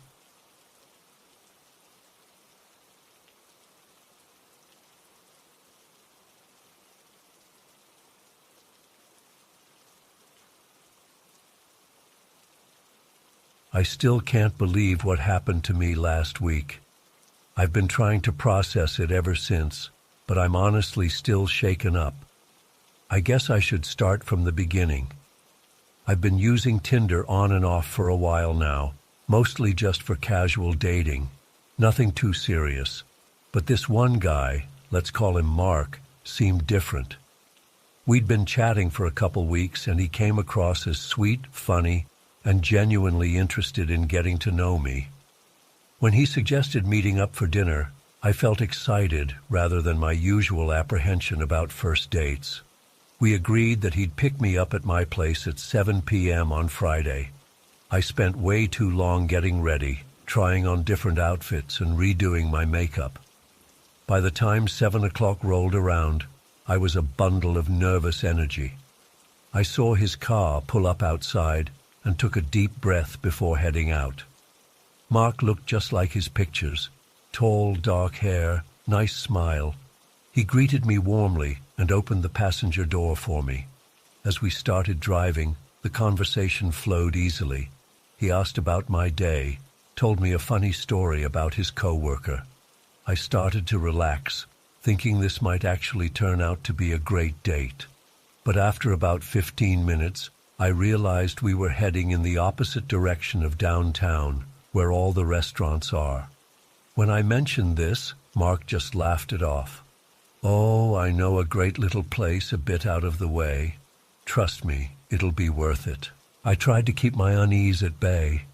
Maybe he really did know some hidden gem of a restaurant. But as we kept driving further and further from the city, my anxiety started to spike. The buildings and streetlights grew sparse, replaced by thick woods on either side of the road. Are you sure we're going the right way?" I asked, trying to keep my voice steady. Mark glanced at his phone mounted on the dashboard. "Yeah, the GPS says we're on track. Should be there soon." But another 10 minutes passed, and we were deep in the forest now. My heart was pounding. I subtly tried to pull up my own GPS, but of course there was no signal out here. "Mark, I'm sorry, but I'm getting really uncomfortable," I finally blurted out. "Can we please turn around?" He sighed heavily. "Look, I think we must have taken a wrong turn somewhere. The GPS keeps recalculating. Let me pull over and try to figure it out." He pulled onto the shoulder, and I immediately reached for the door handle, ready to bolt into the woods if I had to. But it was locked. Ice-cold panic flooded my veins. "Hey, relax," Mark said, noticing my reaction. "The child locks must be on. Here." He hit a button and I heard the doors unlock. I let out a shaky breath. Mark fiddled with his phone for a few minutes, muttering under his breath. I sat rigid in my seat, every muscle tense. Finally, he looked up. "Okay, I think I've got it figured out now. The restaurant is actually back the other way. I'm so sorry about this. I feel like an idiot." He turned the car around and we headed back towards civilization. I wanted to believe it had all been an honest mistake, but I couldn't shake the feeling that something was very wrong. We eventually made it to the restaurant, a pretty generic-looking place, certainly nothing special enough to justify that detour. Throughout dinner, I couldn't relax. Every time Mark's hand moved, I flinched. He tried to keep up a conversation, but I gave mostly one-word answers. Then things got even worse. Mark started making increasingly sexual comments, asking about my wildest experiences and if I was adventurous in bed. I shut it down immediately, telling him that was inappropriate. He backed off, but kept giving me these intense looks that made my skin crawl. I texted my roommate under the table, asking her to call me with an emergency in 10 minutes.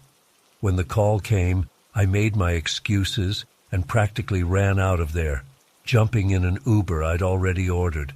It wasn't until I was safe in my apartment that I really broke down. I was shaking and crying, overwhelmed by how terrifying the whole experience had been. What if Mark really had been planning to hurt me out in those woods? What if I hadn't been able to get away? I reported and unmatched him on Tinder immediately. Part of me wanted to go to the police, but I didn't have any real evidence that he'd done anything illegal. Just a gut feeling that I'd narrowly escaped something awful. It's been a week now, and I'm still rattled. I keep replaying everything in my head, wondering if I overreacted or if I really was in danger. But then I remember the fear I felt in that car, how wrong it all seemed, and I know I was right to trust my instincts. I've deleted all my dating apps now. The idea of meeting up with strangers from the internet seems far too risky. I know not every guy out there is a potential predator, but this experience has made me so much more cautious. I'm sharing this as a warning to others. Please be careful when meeting people online. Always tell someone where you're going, meet in public places, and trust your gut if something feels off. I'm grateful that my story didn't end tragically, but I know I got lucky. Stay safe out there, everyone.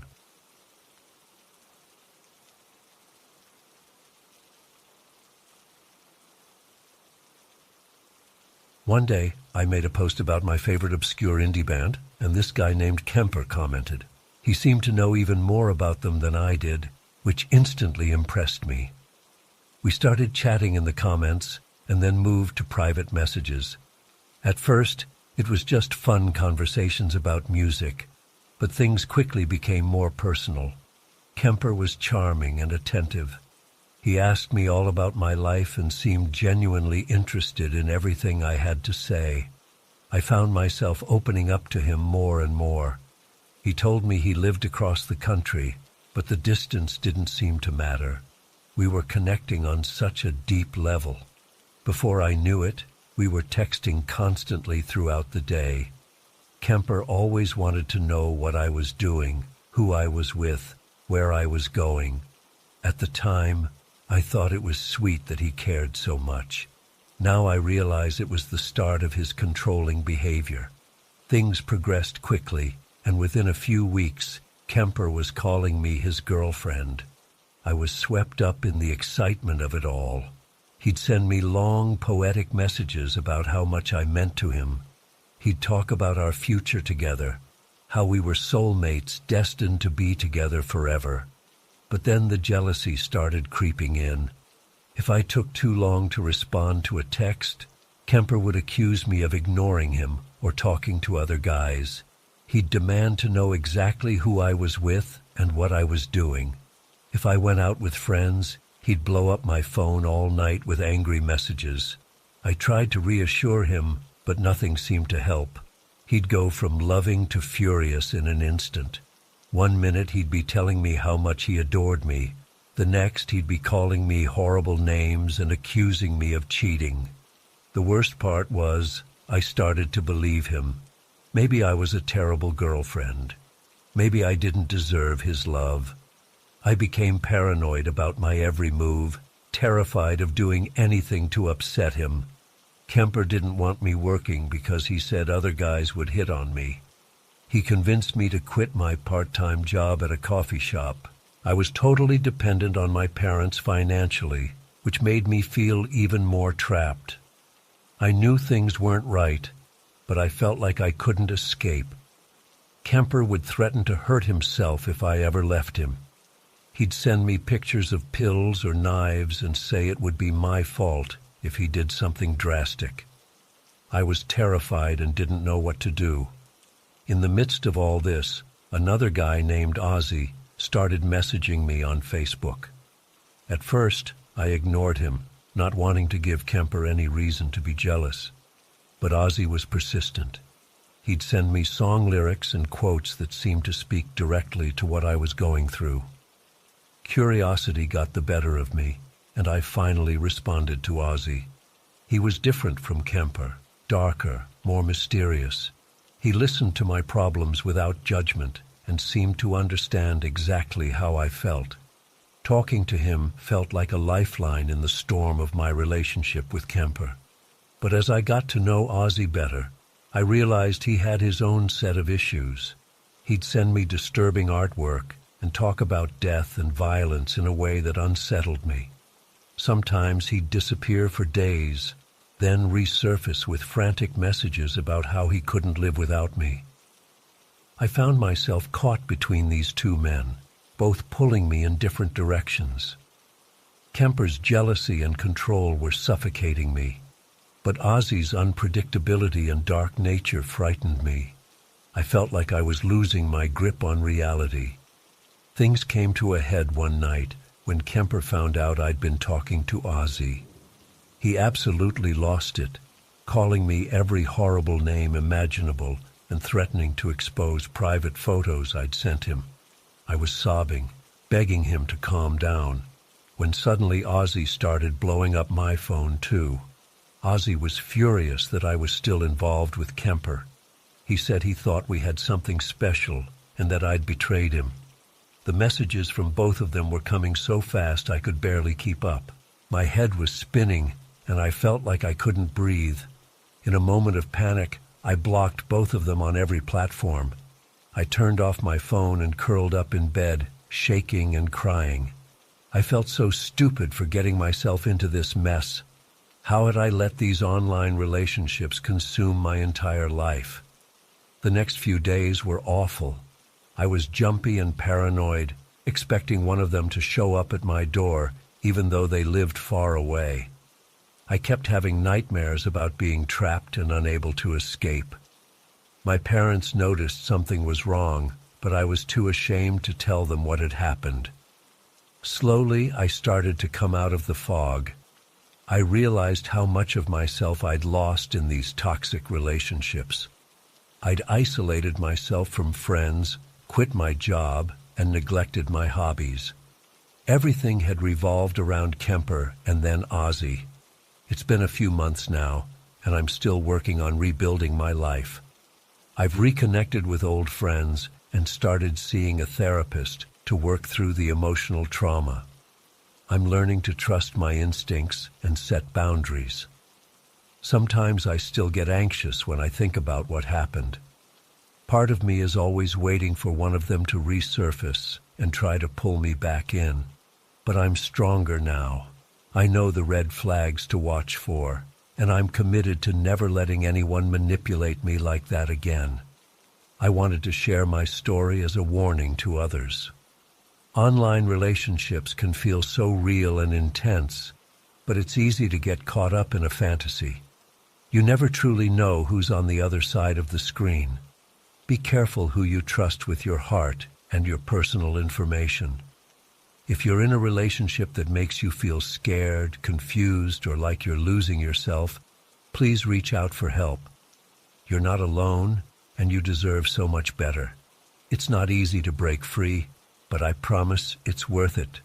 There's a whole world out there beyond the screen, and it's waiting for you to rediscover it.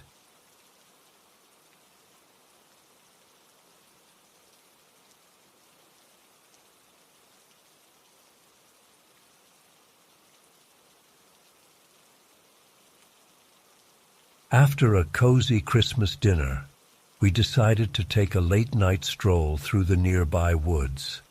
The air was crisp and cold, our breath visible in small clouds as we walked hand in hand down the narrow dirt path.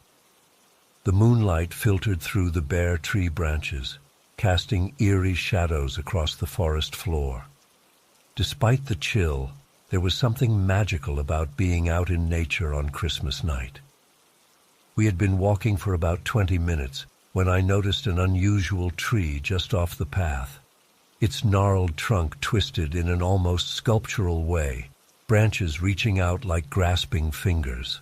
I pulled out my phone to snap a quick photo, the flash briefly illuminating the darkness around us. That's when I saw it. A car parked further down the path, half hidden behind some bushes. It seemed so out of place in the middle of the woods at night.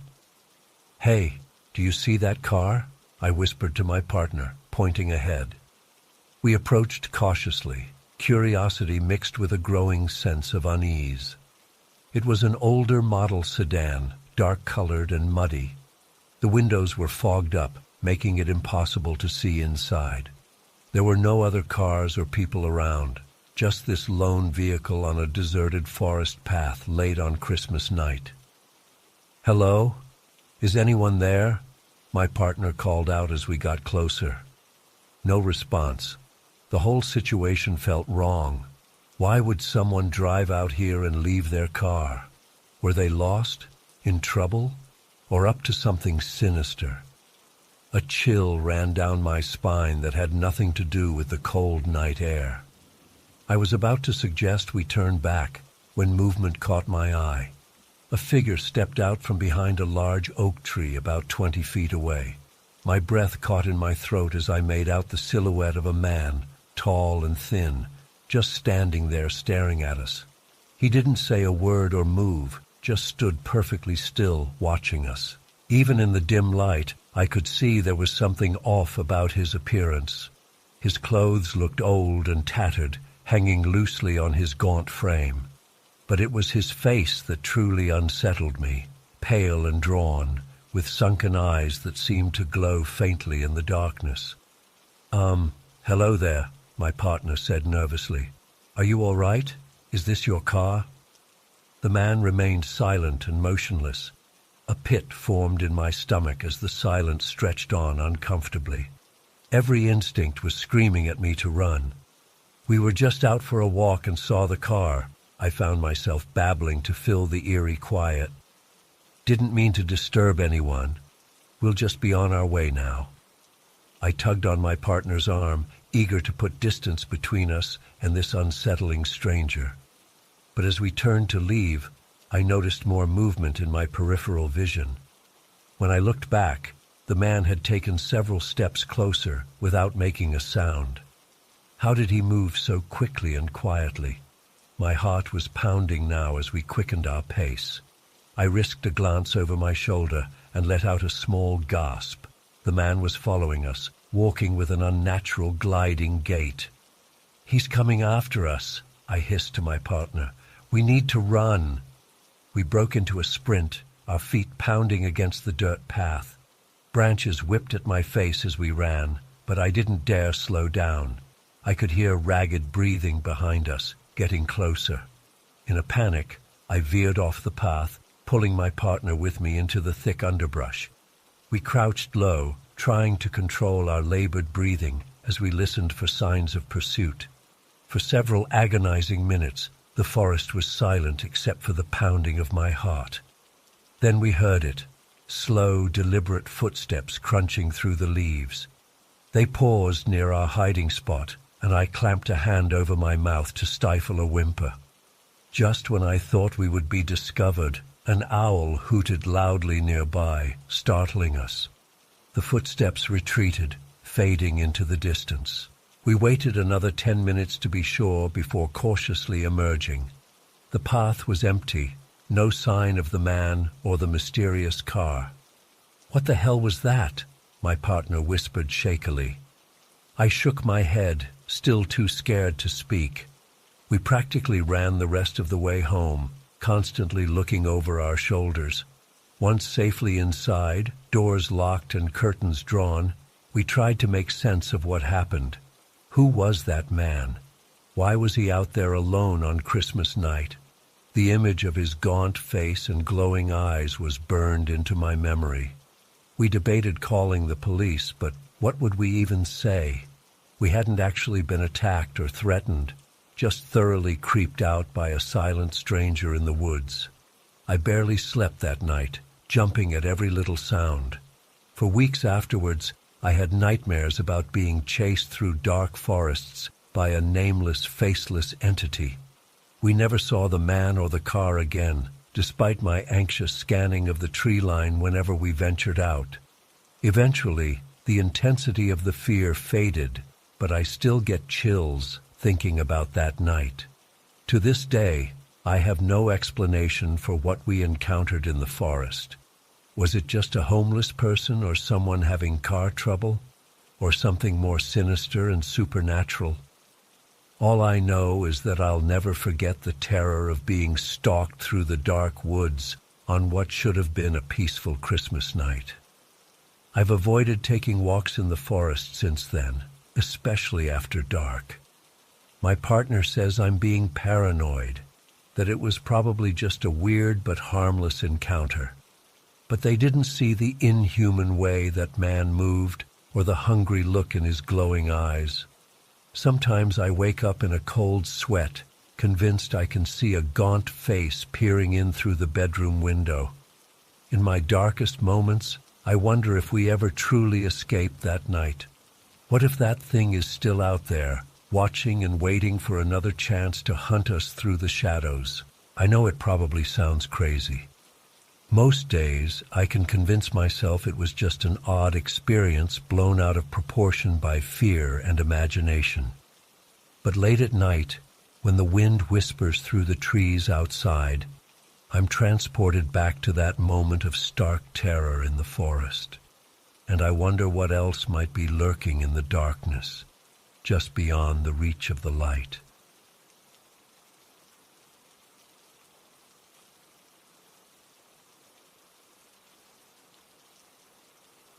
I still remember that deer hunting trip like it was yesterday, even though it happened nearly 20 years ago.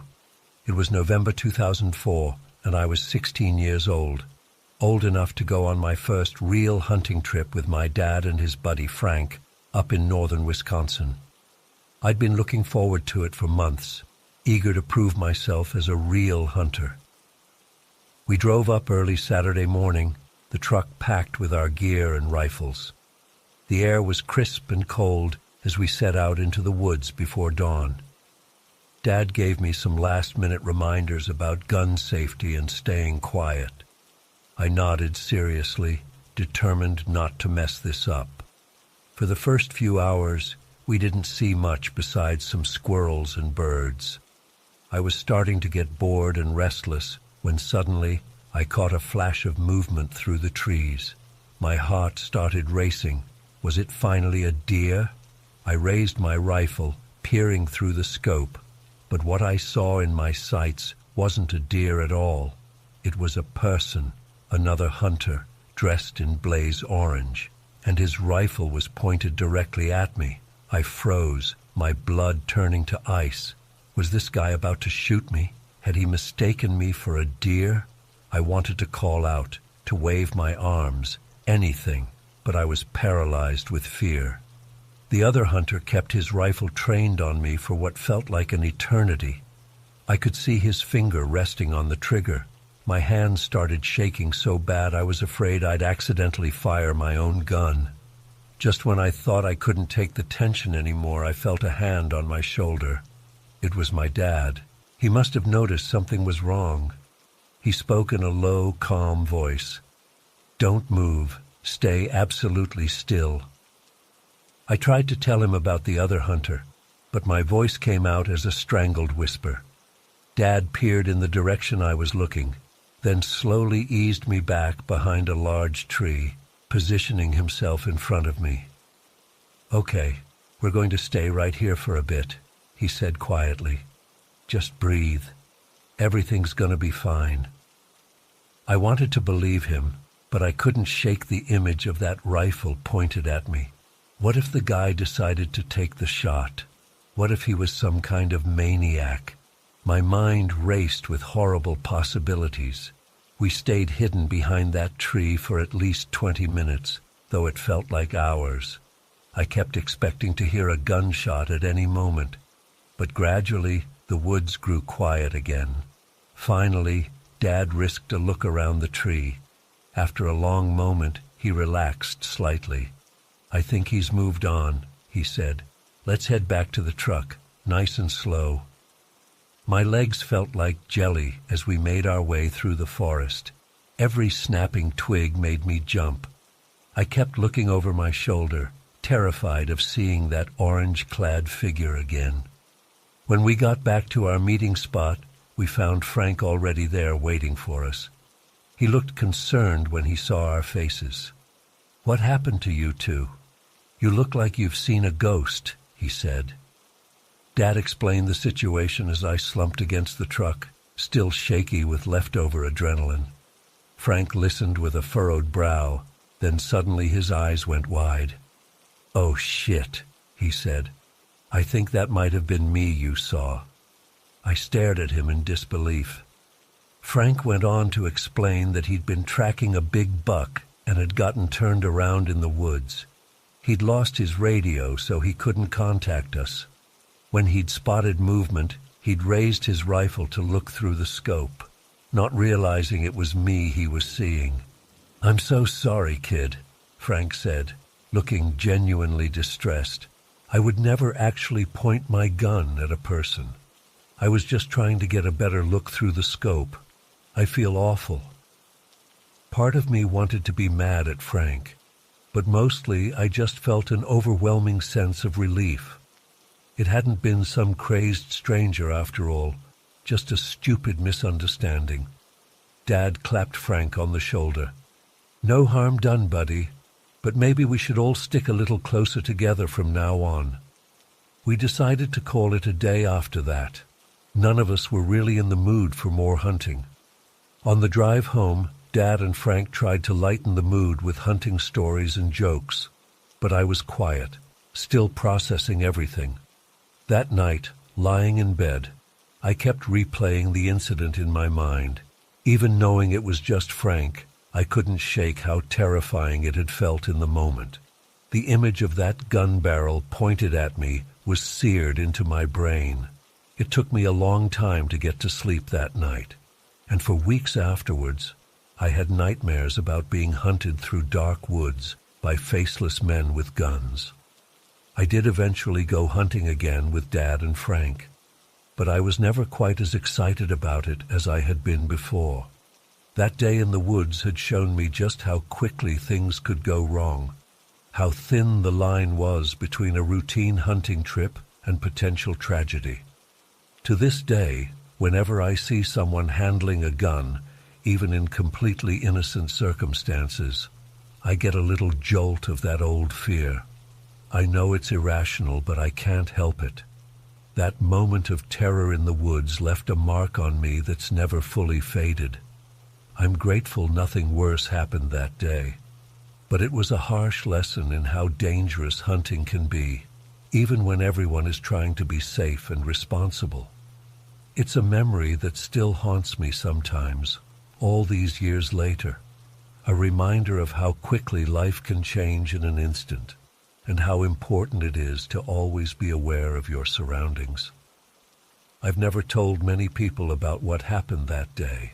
It's not exactly a heroic hunting story, but I think it's important to talk about the scary moments too, not just the triumphant ones, because sometimes those are the experiences that teach us the most valuable lessons. So that's my story, the day I thought I was about to die in the Wisconsin woods, only to find out it was all a misunderstanding. It might not be the most exciting hunting tale, but it's one I'll certainly never forget.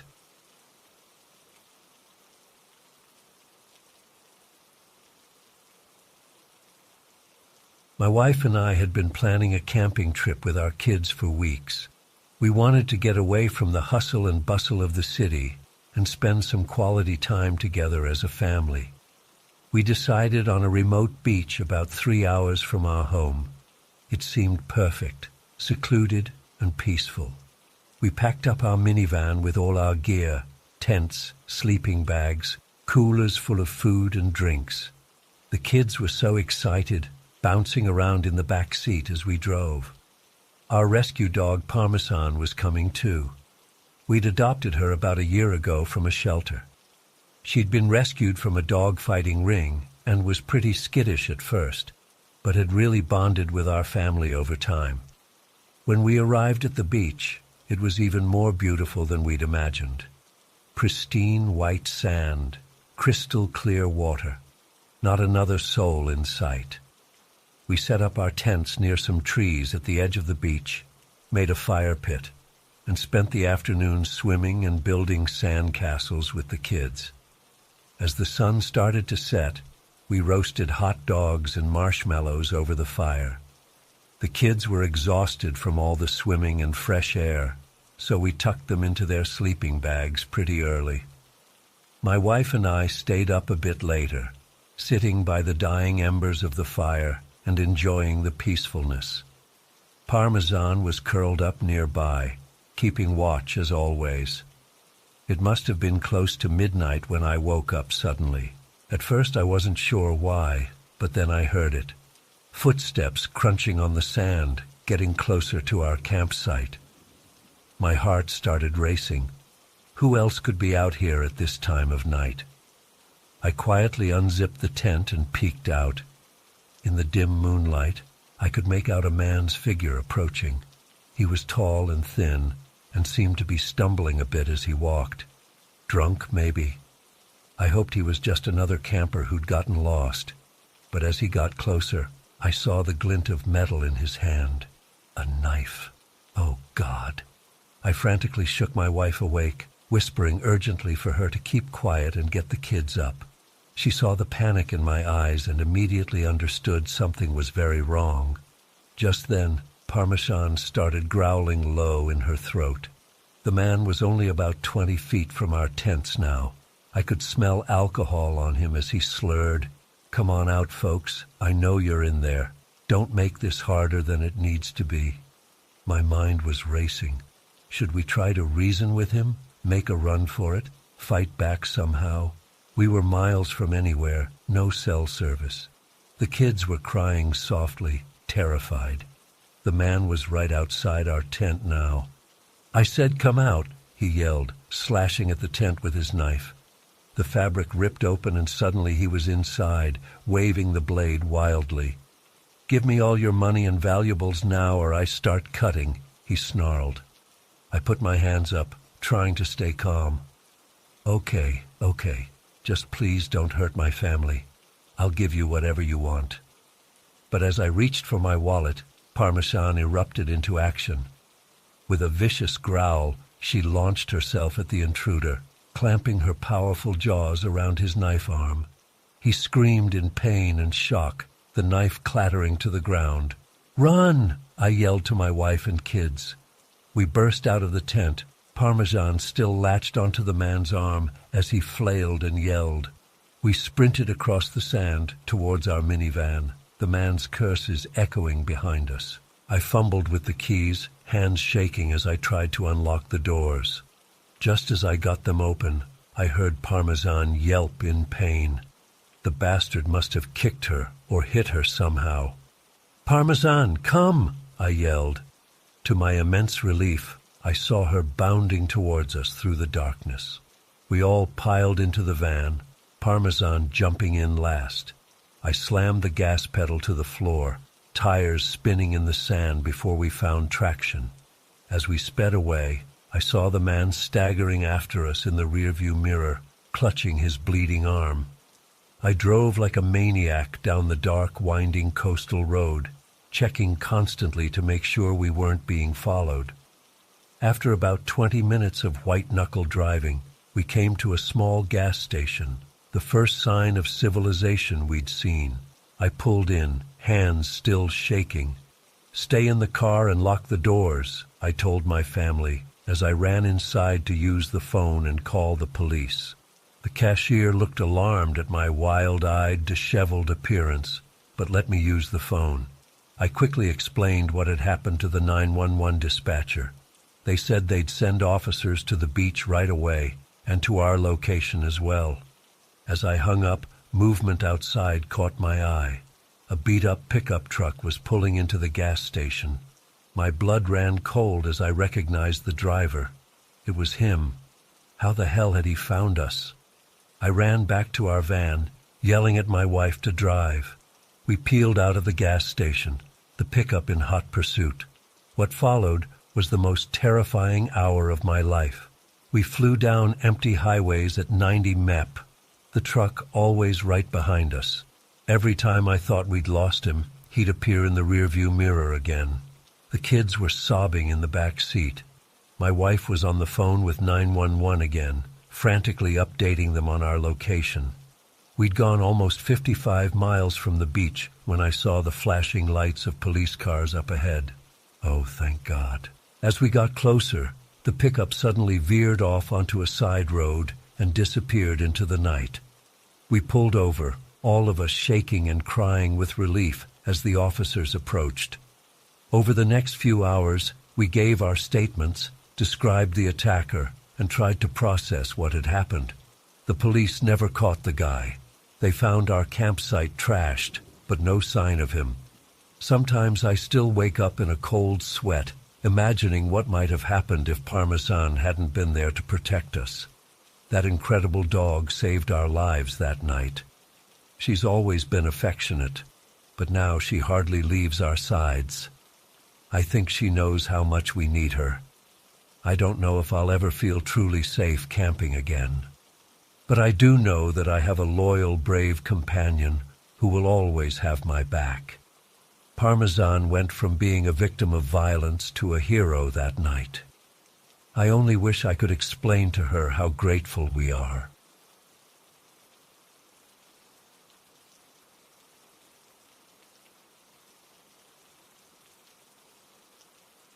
I'll never forget that day near the beet fields. It was supposed to be just another lazy summer afternoon, but it turned into something I still can't explain. My best friend Amélie and I were hanging out by the edge of the beet fields, like we often did. It was our favorite spot to chill and talk about life, away from our nosy parents and annoying siblings. The sun was beating down, and the sweet, earthy smell of the beets filled the air. We were laughing about some stupid joke when I noticed a man walking towards us from the direction of the fields. At first, I didn't think much of it, probably just a farmer or something, but as he got closer, I felt a chill run down my spine despite the heat. Something about him just felt off. He was tall and thin, wearing a dark coat that seemed way too heavy for the weather. His face was gaunt, with deep-set eyes that seemed to stare right through me, and the way he moved was strange, sort of jerky and unnatural, like a puppet on strings. I nudged Amélie and nodded towards the man. She tensed up as soon as she saw him. We both sensed that something wasn't right. When he was about 20 feet away, the man called out to us in accented English. "Hello there. Beautiful day, isn't it?" I was immediately on edge. Why was he speaking English in rural France?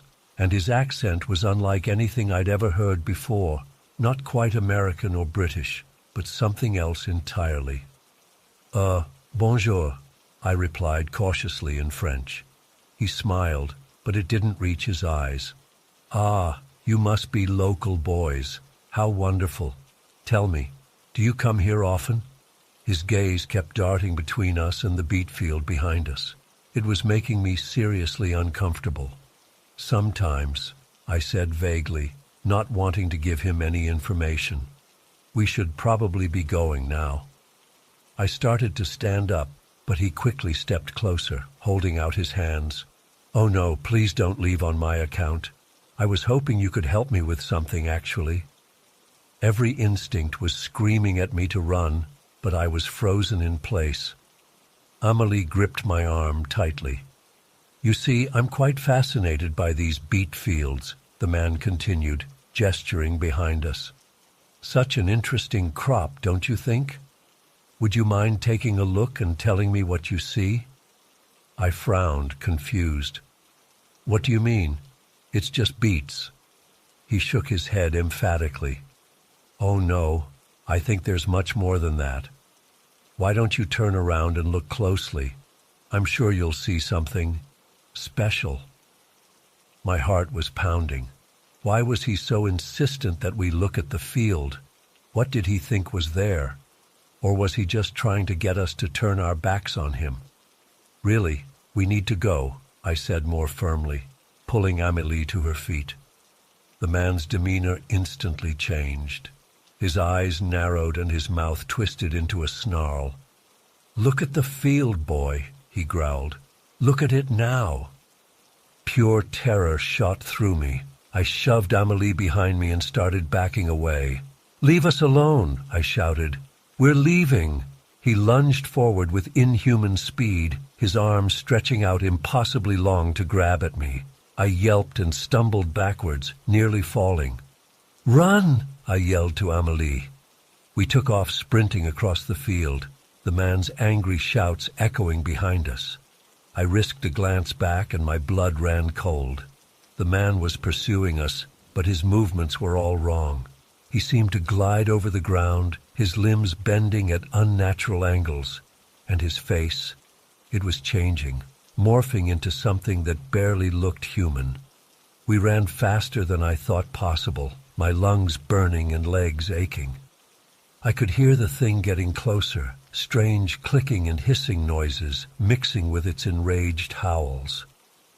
Just when I thought we couldn't go any further, we burst out of the field onto the main road. Cars whizzed by, and I frantically waved my arms, screaming for help. A delivery van screeched to a halt beside us. The driver took one look at our terrified faces and threw open the passenger door. "Get in, quick!" he yelled in French.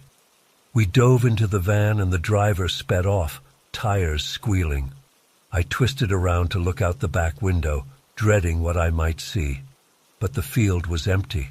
The man, or whatever he was, had vanished. We spent the next hour huddled in the van, shaking and babbling our story to the confused but kind driver. He dropped us off at the police station, where we gave statements about the strange man who had chased us. The police searched the area, but found nothing. They concluded it was probably just some creep trying to scare us. But they didn't see what we saw. They didn't feel the overwhelming wrongness of that thing. For weeks afterwards, I had nightmares about gliding figures and stretching limbs. I couldn't go near the beet fields without panicking. Amélie and I barely talked about it, but I could see the same haunted look in her eyes. To this day, I don't know what really happened. Was it some kind of hallucination brought on by heat and fear? An elaborate prank gone too far? Or something truly supernatural that defies explanation?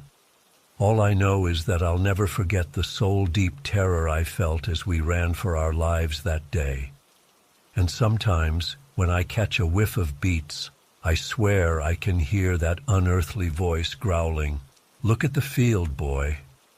I don't know what we would have seen if we had looked. And honestly, I never want to find out.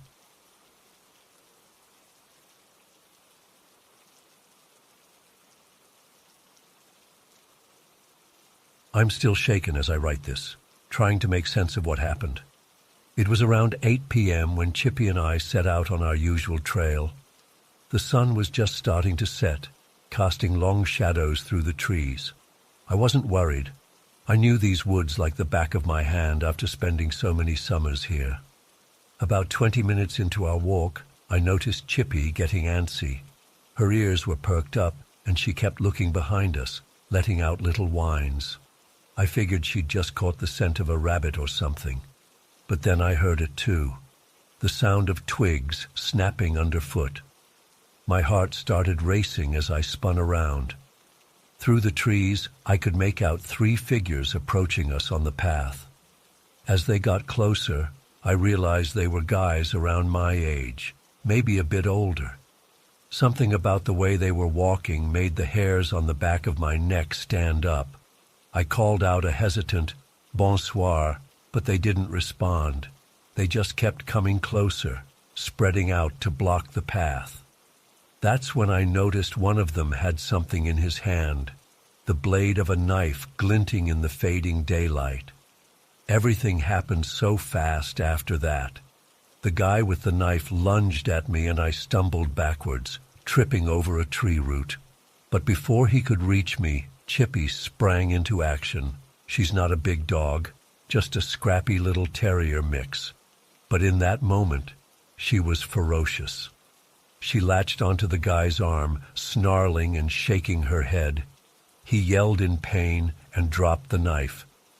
I scrambled to my feet as the other two guys rushed forward. That's when I noticed they were wearing masks. One looked like a wolf, the other like some kind of bird. I didn't stick around to get a better look. I took off running down the path, my heart pounding in my ears. I could hear Chippy's barking behind me, then the sound of her paws on the dirt as she caught up. The shouts of the masked guys echoed through the trees as they gave chase. I've always been a decent runner, but I've never run like I did that night.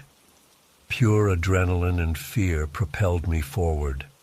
I veered off the main path, hoping to lose them in the denser part of the forest.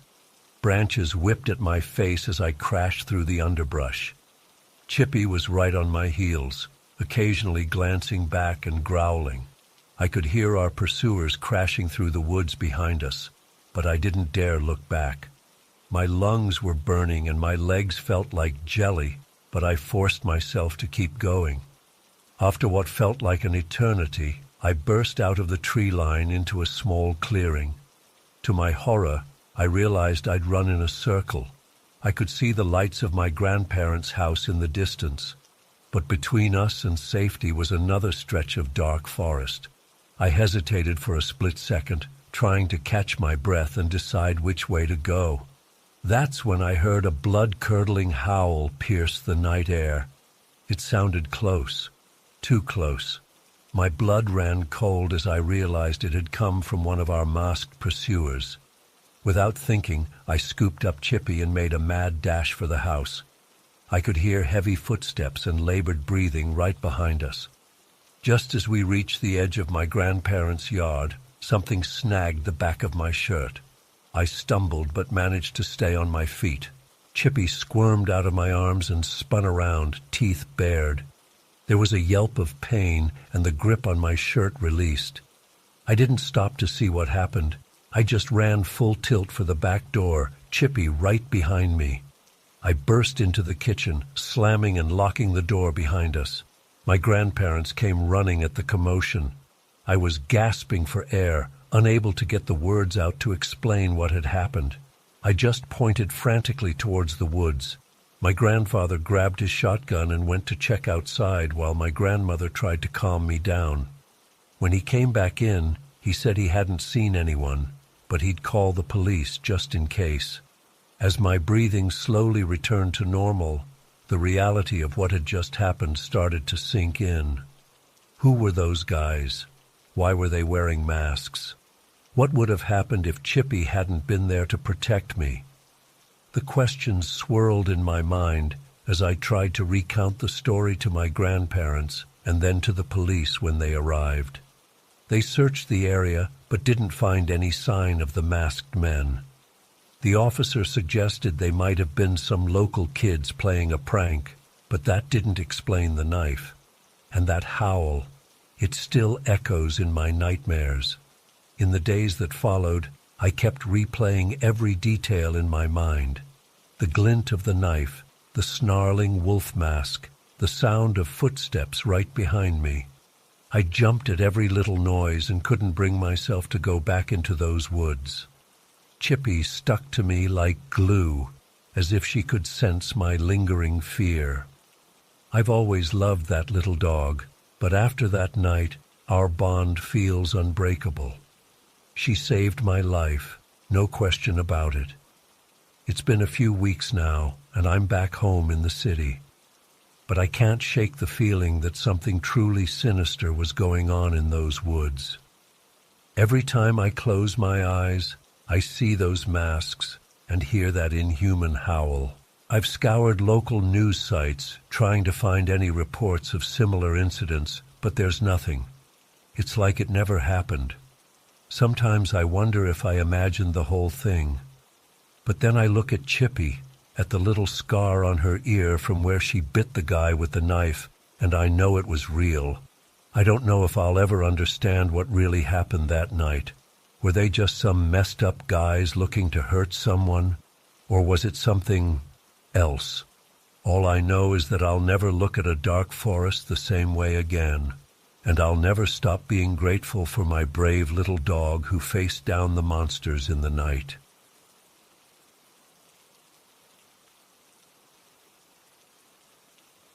The drive out to the forest was uneventful. We chatted and joked around, blasting music with the windows down. As we got further from civilization, the roads became rougher and the trees grew denser. By the time we reached the trailhead parking lot, we were deep in the wilderness. We shouldered our heavy backpacks and set off down the trail, aiming for a remote camping spot Jake had read about online.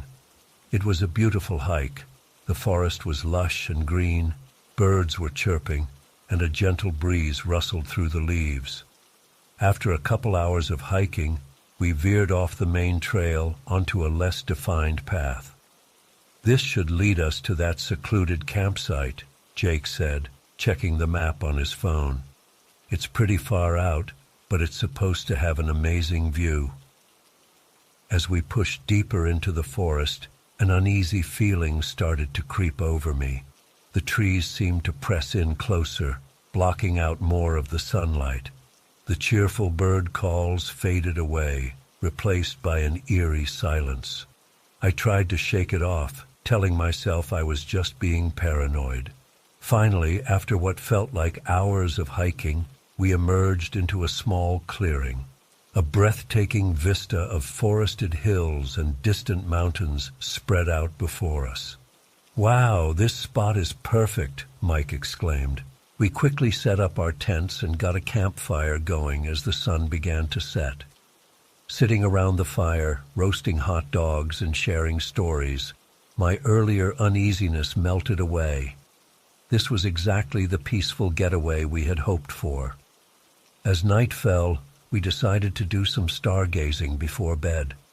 The sky out here was incredibly dark, with more stars than I'd ever seen before.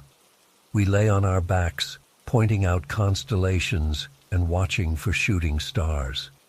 That's when I first noticed the strange light. It was just a faint glow at first, barely visible through the trees. I blinked, thinking my eyes were playing tricks on me.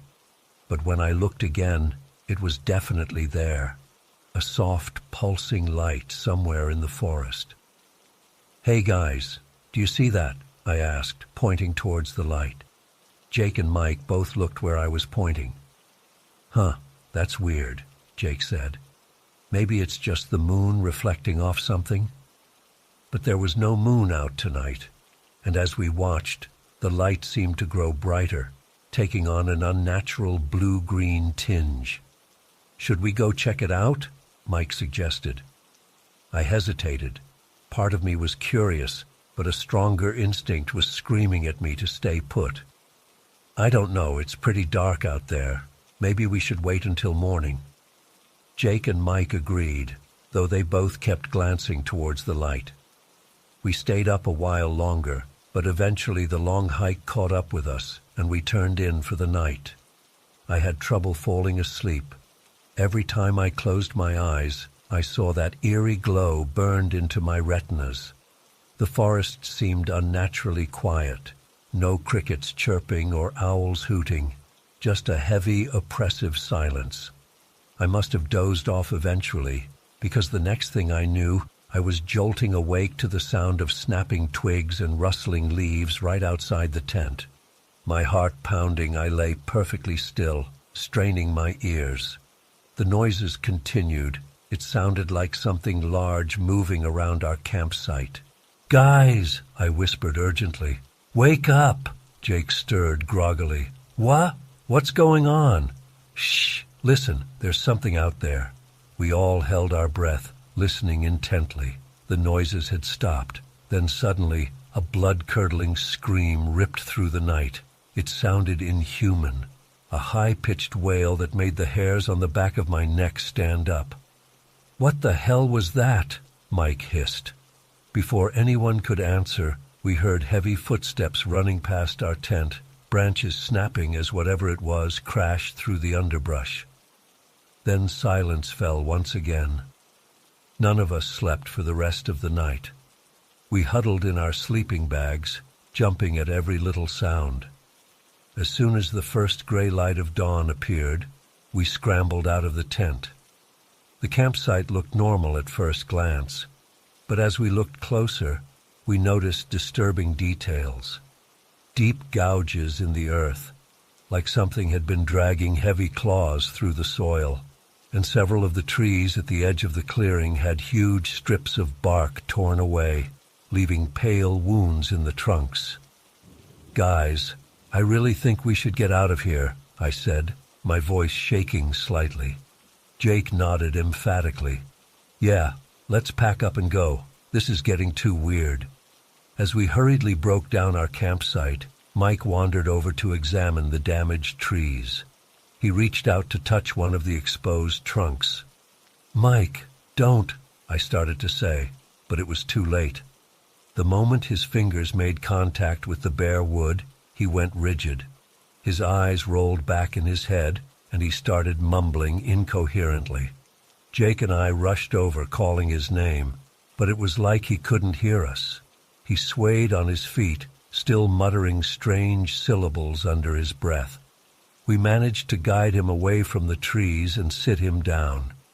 After a few minutes, he blinked and seemed to come back to himself. What happened?" he asked, looking dazed and confused. "You tell us," Jake said. "You touched that tree and started acting really weird." Mike's brow furrowed. "I don't remember. The last thing I recall is waking up in the tent." This was getting way too freaky. We finished packing in record time, all of us eager to get the hell out of there. But as we shouldered our backpacks and turned to leave, we realized we had a problem. None of us could remember which way we had come from. The path we had followed yesterday seemed to have vanished overnight. We wandered in circles for what felt like hours, growing increasingly panicked as we failed to find any sign of the trail. "This doesn't make any sense," Jake said, frustration evident in his voice. "We can't have gotten that turned around." As we pushed through a particularly dense patch of underbrush, we suddenly emerged into another small clearing. And that's when we saw it. A tall metal barrier, stretching as far as we could see in both directions, cutting straight through the forest. We all froze, staring in disbelief. "What the hell?" I whispered. The barrier looked old and weathered, covered in moss and vines. But it was unmistakably man-made, smooth sheets of metal riveted together, at least 15 feet high. "I don't understand," Mike said. "This wasn't here yesterday. We would have noticed something like this on our hike in." Jake pulled out his phone, but there was no signal. The GPS wasn't working either. As we stood there trying to make sense of what we were seeing, we heard a twig snap behind us. We whirled around to see a figure standing at the edge of the clearing, a tall, gaunt man with wild eyes and matted hair. He was dressed in tattered clothes that looked decades out of date. For a long moment, we all just stared at each other in shock. Then the strange man spoke, his voice rough and raspy like he hadn't used it in years. "You shouldn't be here. This area is restricted. They'll be coming soon." Before we could react, he turned and melted back into the forest, leaving us stunned and terrified. We didn't waste any time after that. We picked a direction and started running, no longer caring about finding the trail. We just knew we had to get away from that place as fast as possible. I'm not sure how long we ran. Everything was a blur of trees and panic. Somehow, miraculously, we eventually stumbled onto a dirt road. We followed it until we reached a small town where we were able to call for help. To this day, I still can't explain what happened out there in those woods. We reported our experience to the Forest Service, but they claimed there was no record of any metal barrier in that area. When we tried to show them on a map where we had been, none of the landmarks matched up. It was like that entire section of forest didn't exist. Sometimes I wonder if it was all just some kind of shared hallucination. But then I remember the terror I felt, the strange light, the inhuman scream. It all felt too real. Whatever we encountered out there, I know one thing for certain. I'm never going camping again.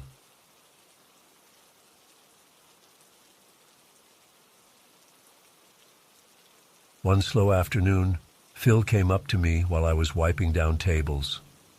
He had this excited look on his face as he told me about an amazing job opportunity. Apparently, he had a friend who owned some luxury apartments downtown and was looking for a part-time property manager. The pay was way better than what I was making at the diner, plus it came with a free studio apartment. It sounded almost too good to be true, but Phil seemed so genuine about wanting to help me out. He said his friend was out of town, but he had a key and could show me one of the units that evening after my shift. I was hesitant at first. It felt a little odd to go with my boss to look at an apartment. But Phil insisted it was totally above board and professional. He even suggested I bring a friend along if it made me more comfortable. Looking back, I should have trusted my gut and said no. But I was struggling financially, and the idea of a better job with free housing was so tempting. I told myself I was being paranoid. Phil had always been nice and never acted inappropriate. So I agreed to go check out the apartment after work. My shift ended around 8 p.m. Phil said he needed to run home and grab the keys, so he'd pick me up in about 30 minutes. While I waited, I started to feel uneasy again. On impulse, I texted my roommate to let her know where I was going and who I was with, just in case. I also grabbed a small paring knife from the diner kitchen and slipped it up my sleeve. I told myself I was being ridiculous, but something in me wanted that extra sense of security. Phil pulled up right on time in his beat-up old Chevy. As I got in, he seemed a little on edge, fidgeting with the radio and avoiding eye contact. I chalked it up to him being in a rush. We headed out of town, which surprised me. I thought the apartments were supposed to be downtown. Oh, did I say downtown? Phil laughed nervously. I meant just outside of town. It's this new development, really nice area. That set off major alarm bells, but I didn't know what to do. We were already on the highway, going pretty fast. I casually mentioned that my roommate was expecting me home soon, hoping it might deter him if he had bad intentions. Phil just grunted and kept driving. After about 20 minutes, he turned off onto a dark side road. My heart was pounding now. This definitely wasn't the way to any new apartment complex. The houses got fewer and farther between until we were surrounded by thick woods. Phil? Where exactly are we going? I tried to keep my voice steady. He glanced at me, a weird glint in his eye. Just a little detour. There's someplace special I want to show you first. I knew then that I was in serious trouble. My mind raced, trying to figure out how to get out of this situation safely. I subtly moved my hand to feel the knife hidden in my sleeve, ready to use it if I had to. A few minutes later, Phil turned down a narrow dirt road. We came to a small clearing with a rickety old cabin. It looked abandoned, windows boarded up and weeds growing all around. Phil parked and turned off the engine. "Here we are," he said with this creepy enthusiasm. "What do you think? Nice and private, right?" I felt sick to my stomach. This was clearly some kind of hookup spot he'd used before. I had to get out of there fast. "Actually, Phil, I'm not feeling great," I said, faking a cough. "I think I'm coming down with something. Maybe we should do this another time." He frowned, reaching over to put his hand on my thigh. "Aw, come on, don't be like that. We drove all this way. Let's go check out the cabin, have a little fun." I jerked away from his touch. No thanks. I want to go home, now. Phil's friendly demeanor vanished. His face hardened as he grabbed my arm roughly. Don't be such a tease. You knew what this was about. Panic surged through me. I yanked my arm free and fumbled for the door handle, but he grabbed me again. Without thinking, I whipped the knife out of my sleeve and held it up. Back off, I yelled, my voice shaking. I swear I'll use this if you touch me again. Phil's eyes went wide with shock. He clearly wasn't expecting me to be armed. He held up his hands, trying to look non-threatening. Whoa, easy there. No need to get crazy. I was just joking around, that's all. I kept the knife pointed at him, my hand trembling. Take me home right now, or I'm calling the police. For a tense moment, I thought he might try to overpower me anyway, but then he slumped back in his seat with a frustrated sigh. Fine, have it your way, stupid bitch, he muttered. The drive back was the longest 30 minutes of my life. I kept the knife out the whole time, terrified Phil might try something again. He fumed silently, shooting me dirty looks. When we finally got back to town, I made him drop me off at a busy gas station instead of my apartment. As soon as he drove away, I broke down sobbing with relief. I reported what happened to the police, but since nothing had technically occurred, they said there wasn't much they could do. I quit my job at the diner immediately. For weeks afterwards, I jumped at every sound and couldn't sleep without the lights on. It's been a year, and I still get anxious thinking about how differently things could have gone that night. I'm so grateful I listened to my instincts and brought that knife. I hate that there are men out there like Phil, abusing their position of authority to prey on young women. I hope sharing my story might help someone else trust their gut and stay safe if they ever find themselves in a similar situation. Always better to be cautious than to become a victim.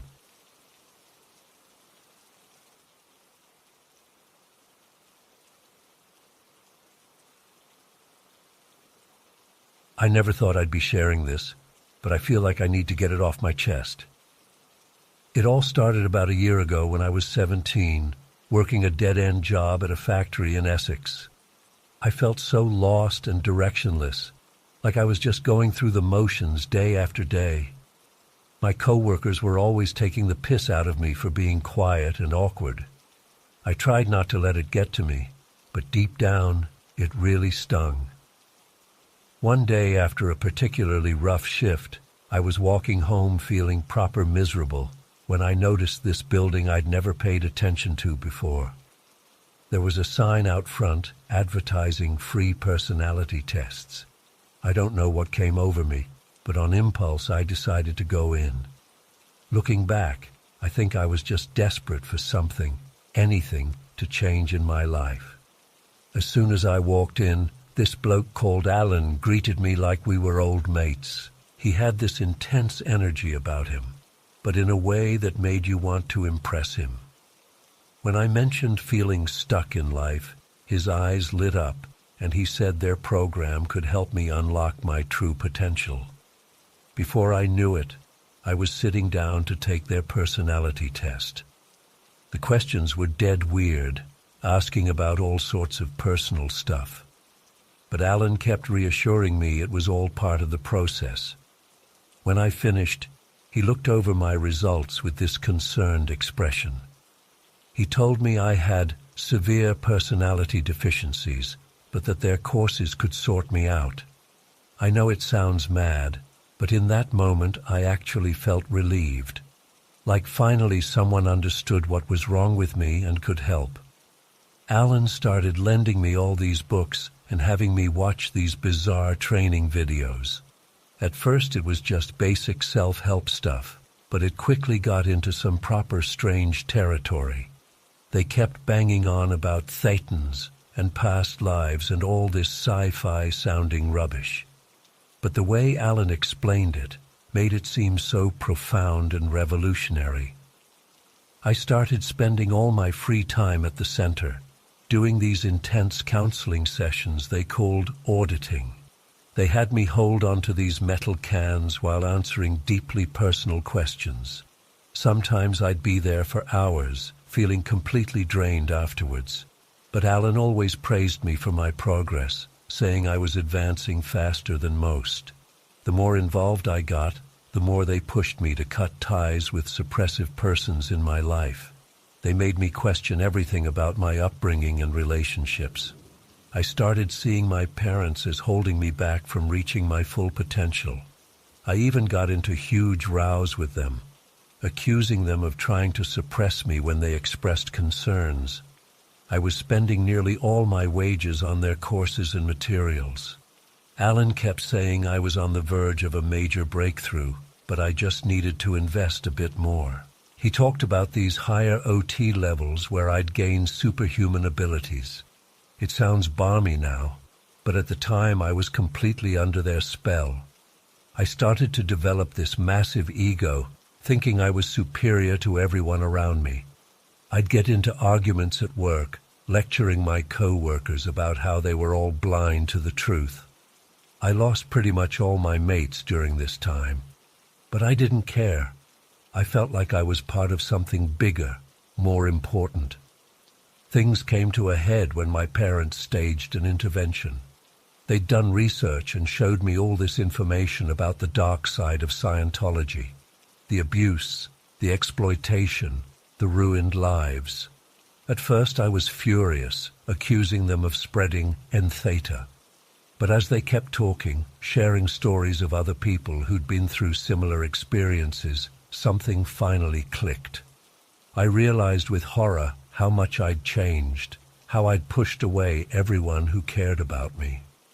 I saw clearly for the first time how Alan and the others had manipulated me, playing on my insecurities and desperation. It was like a fog lifting from my mind. That night, I couldn't sleep. I kept replaying everything in my head, feeling sick at how easily I'd been duped. The next day, I went to the center to confront Alan. As soon as I started questioning things, his whole demeanor changed. He got angry, threatening to declare me a suppressive person if I didn't get back in line. It was chilling to see how quickly he turned on me. I walked out of there and never went back. But the aftermath was rough. I felt so ashamed and stupid for falling for it all. I had to rebuild relationships with my family and the few friends who stuck by me. I'm still dealing with the financial fallout from all the money I sunk into their courses. The scariest part is how normal it all seemed while I was in it.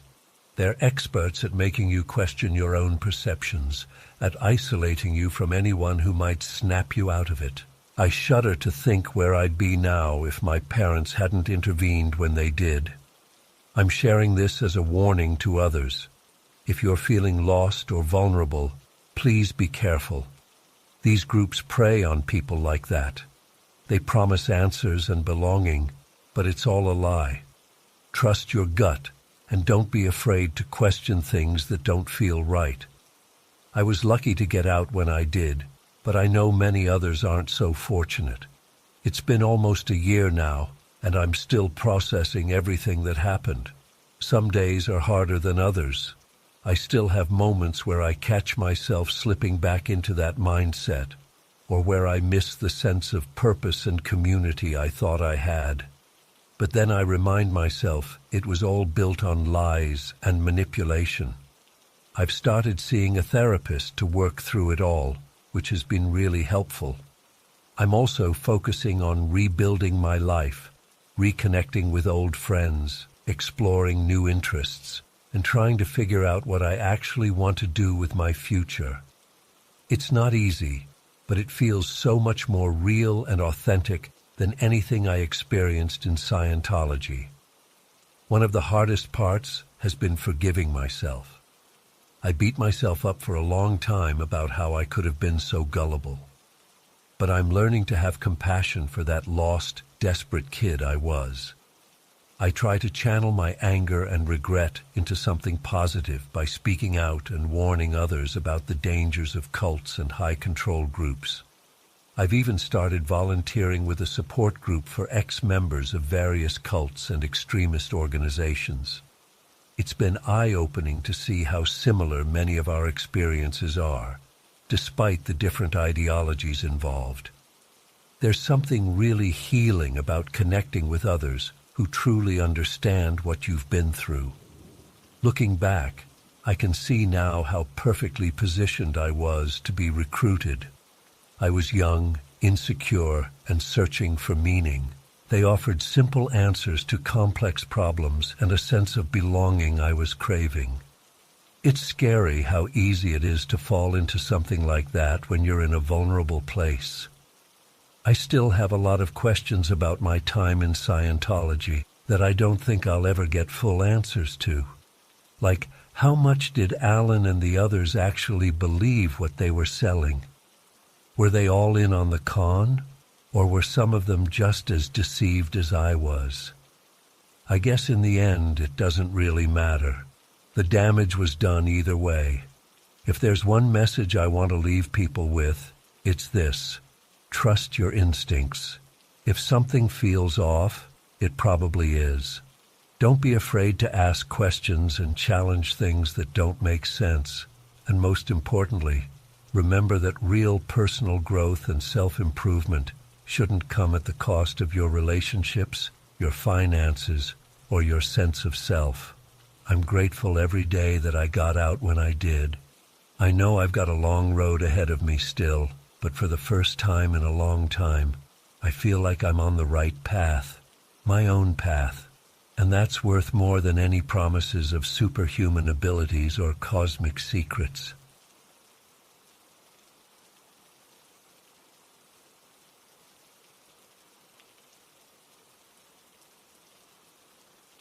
My mom was, well, she wasn't really fit to be a mother. She was deep into drugs and would often leave me alone for days at a time while she went on benders.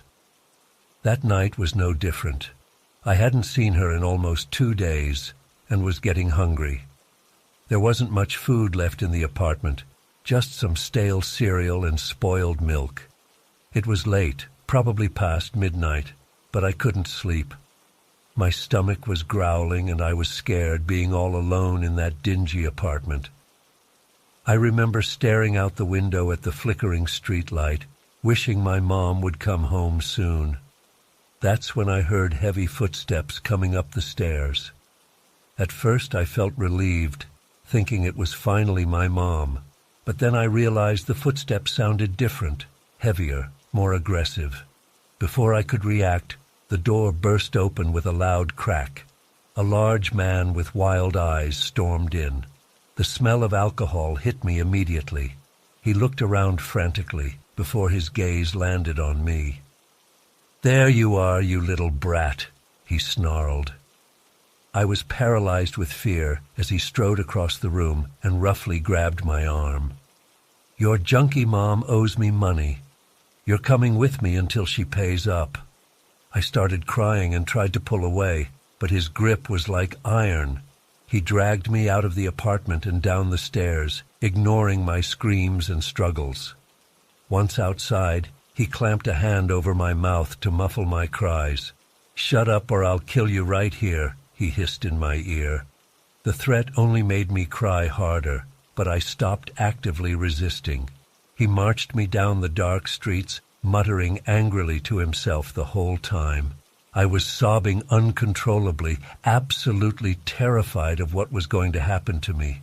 Would I ever see my mom again? Was this man really going to kill me? We had gone several blocks when suddenly I heard rapid footsteps approaching from behind. My captor must have heard them too, because he whirled around, still gripping my arm painfully. A man appeared out of the shadows. He was tall and lean, wearing a battered leather jacket. A lit cigarette dangled from his lips, illuminating his face in the darkness. "Let the kid go," he said in a low, gravelly voice. My captor sneered. Mind your own business, asshole. This doesn't concern you. The man took a long drag of his cigarette, then flicked it away. I'm making it my business. Last chance, let her go. It happened so fast. My captor shoved me to the ground and lunged at the stranger. But the man in the leather jacket was quicker. He ducked the wild punch and countered with a vicious uppercut that lifted my attacker off his feet. The big man crumpled to the ground, out cold. I stared in shock, unable to process what had just happened. The stranger knelt down beside me. "You okay, kid?" he asked gruffly. I nodded mutely, still trembling. He helped me to my feet. "Come on, let's get you somewhere safe." I hesitated, remembering all the warnings about not going with strangers. But this man had just saved me, and I was desperate to get away from my unconscious attacker. I took his offered hand. We walked quickly through the dark streets. The man kept glancing around nervously, as if worried we were being followed. After a few blocks, we came to a police station. "All right, kid, this is where I leave you," he said. "Go inside and tell them what happened. They'll take care of you." "Wait," I cried as he turned to go. "Who are you?" He paused and gave me a crooked smile. "Just a guy who was in the right place at the right time. Take care of yourself, kid." With that, he melted back into the shadows and was gone. I never even got his name. I went into the station and told the officers what had happened. They were kind to me and called Child Protective Services. That was the last night I ever spent in my mom's custody. The police searched for my mystery savior, but never found him. They said he likely had warrants out and didn't want to risk getting arrested. I often wonder what happened to him and why he chose to help me that night. It's been over 2 decades now, but I still think about him sometimes. The man with the cigarette who appeared out of nowhere and saved my life. I don't know where I'd be today if he hadn't intervened. Sometimes when I'm walking at night, I'll catch a whiff of cigarette smoke, and for just a moment, I'm that scared little girl again. But then I remember I'm safe now, thanks to a stranger's unexpected kindness. I've tried to pay it forward over the years, to honor what he did for me. I volunteer at a youth shelter and advocate for kids in the foster system. I want to be for them what that man was for me, a beacon of hope in the darkness. I still have nightmares sometimes about that night, the terror of being dragged through those dark streets, certain I was going to die. But then I remember the man appearing like some kind of guardian angel. In my dreams now, I see his face clearly in the glow of his cigarette, weathered and tough, but with kind eyes. I don't know if I'll ever fully get over the trauma of what happened, but I'm grateful every day that I'm still here, that I got a second chance at life, and it's all thanks to a nameless stranger who chose to get involved when he could have just walked away. Sometimes I wonder if he knows the impact he had, how he changed the entire course of my life with that one heroic act. I hope somehow he does. I hope he knows that scared little girl grew up to be okay, to be happy and loved, and that she's spending her life trying to make a difference for other kids the way he did for her. So if you're out there somewhere, cigarette man, thank you. Thank you for being brave when I couldn't be. Thank you for caring about a stranger. Thank you for saving my life.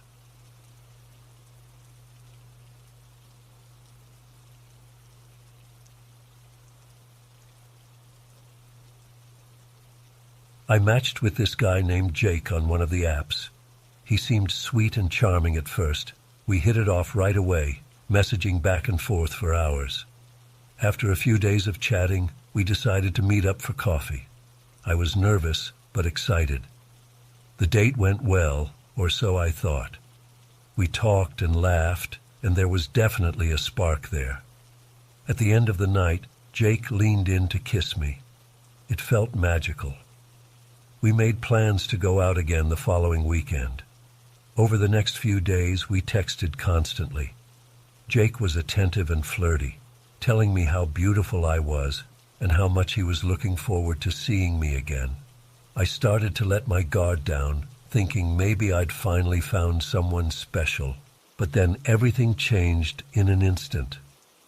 The night before our second date, Jake sent me a text that made my blood run cold. "I know what you are. You're disgusting. How dare you try to trick me?" My hands shaking, I asked what he meant. His response was a barrage of hateful, transphobic messages. Somehow he'd found out I was trans, even though I'd planned to tell him myself when the time felt right. I tried to explain, to reason with him, but he wouldn't listen. The sweet guy I thought I knew was gone, replaced by a raging monster. He called me horrible slurs and threatened to expose me to everyone. Terrified, I blocked his number and all his social media accounts. I thought that would be the end of it. I was wrong. The next day I got home from work to find dozens of threatening voicemails and emails from Jake. Somehow he'd gotten my personal contact info. The messages were full of graphic descriptions of violence he wanted to inflict on me. He said he knew where I lived and worked, and that he was coming for me. My hands trembling, I called the police. They took a report but said there wasn't much they could do unless he actually showed up. I felt so helpless and afraid. That night, I barely slept. Every little noise made me jump. I kept imagining Jake bursting through my door. The next morning, things got even worse. I woke up to find my car vandalized, slurs keyed into the paint, tires slashed. Jake had made good on his threat to find me. Panicking, I called out of work and stayed home, afraid to leave. I spent the day frantically researching how to protect myself, looking into restraining orders and security systems. Around midday, my phone pinged with a new email notification. It was from Jake. My heart pounding, I opened it. Inside was a photo of my childhood home, the house I grew up in before transitioning. The message said, "I know everything about you. You can't hide." I felt like I was going to be sick. How had he found that information? I'd worked so hard to keep my past private and secure. Shaking, I called my friend Megan, who works as a police dispatcher. I told her everything that had happened, barely able to get the words out through my tears. She promised to help however she could. Thanks to Megan, I was able to get an emergency protective order against Jake. She also arranged for extra patrols in my neighborhood. It helped me feel a little safer, but I was still on edge constantly. Over the next few days, the harassment continued. Jake created new accounts faster than I could block them. He left threatening notes on my car and in my mailbox. I was living in a constant state of terror, jumping at every sound and shadow. About a week after it all started, I came home to find my apartment door slightly ajar. My blood ran cold. I knew I'd locked it when I left that morning. Heart pounding, I called 911 and waited outside for the police to arrive and clear the place. Nothing was taken, but drawers had been rifled through and papers strewn about. On my bedroom mirror, written in what looked like lipstick, were the words, "I see you." That was the last straw. I knew I couldn't keep living like this, in constant fear. The next day, I put in my 2 weeks' notice at work and started making plans to move out of state. It wasn't easy to uproot my whole life, but I knew it was necessary. I legally changed my name and got all new identification documents. I found a job in a new city and moved into a secure apartment building with 24/7 security. It's been about 6 months since I moved. So far, there's been no sign of Jake, but I still look over my shoulder everywhere I go. I have nightmares about him finding me again. I'm sharing this story as a warning to others. Be careful who you trust online. And if someone starts harassing or threatening you, don't wait. Get help immediately. I'm slowly rebuilding my life and trying to move past the trauma. But I'll never forget those terrifying weeks when my world was turned upside down by a man I thought I could trust. It's a harsh reminder that transphobia and hate are still very real dangers. To anyone else out there who's experienced something similar, you're not alone. Stay strong, stay safe, and don't be afraid to ask for help. We shouldn't have to live in fear just for being who we are.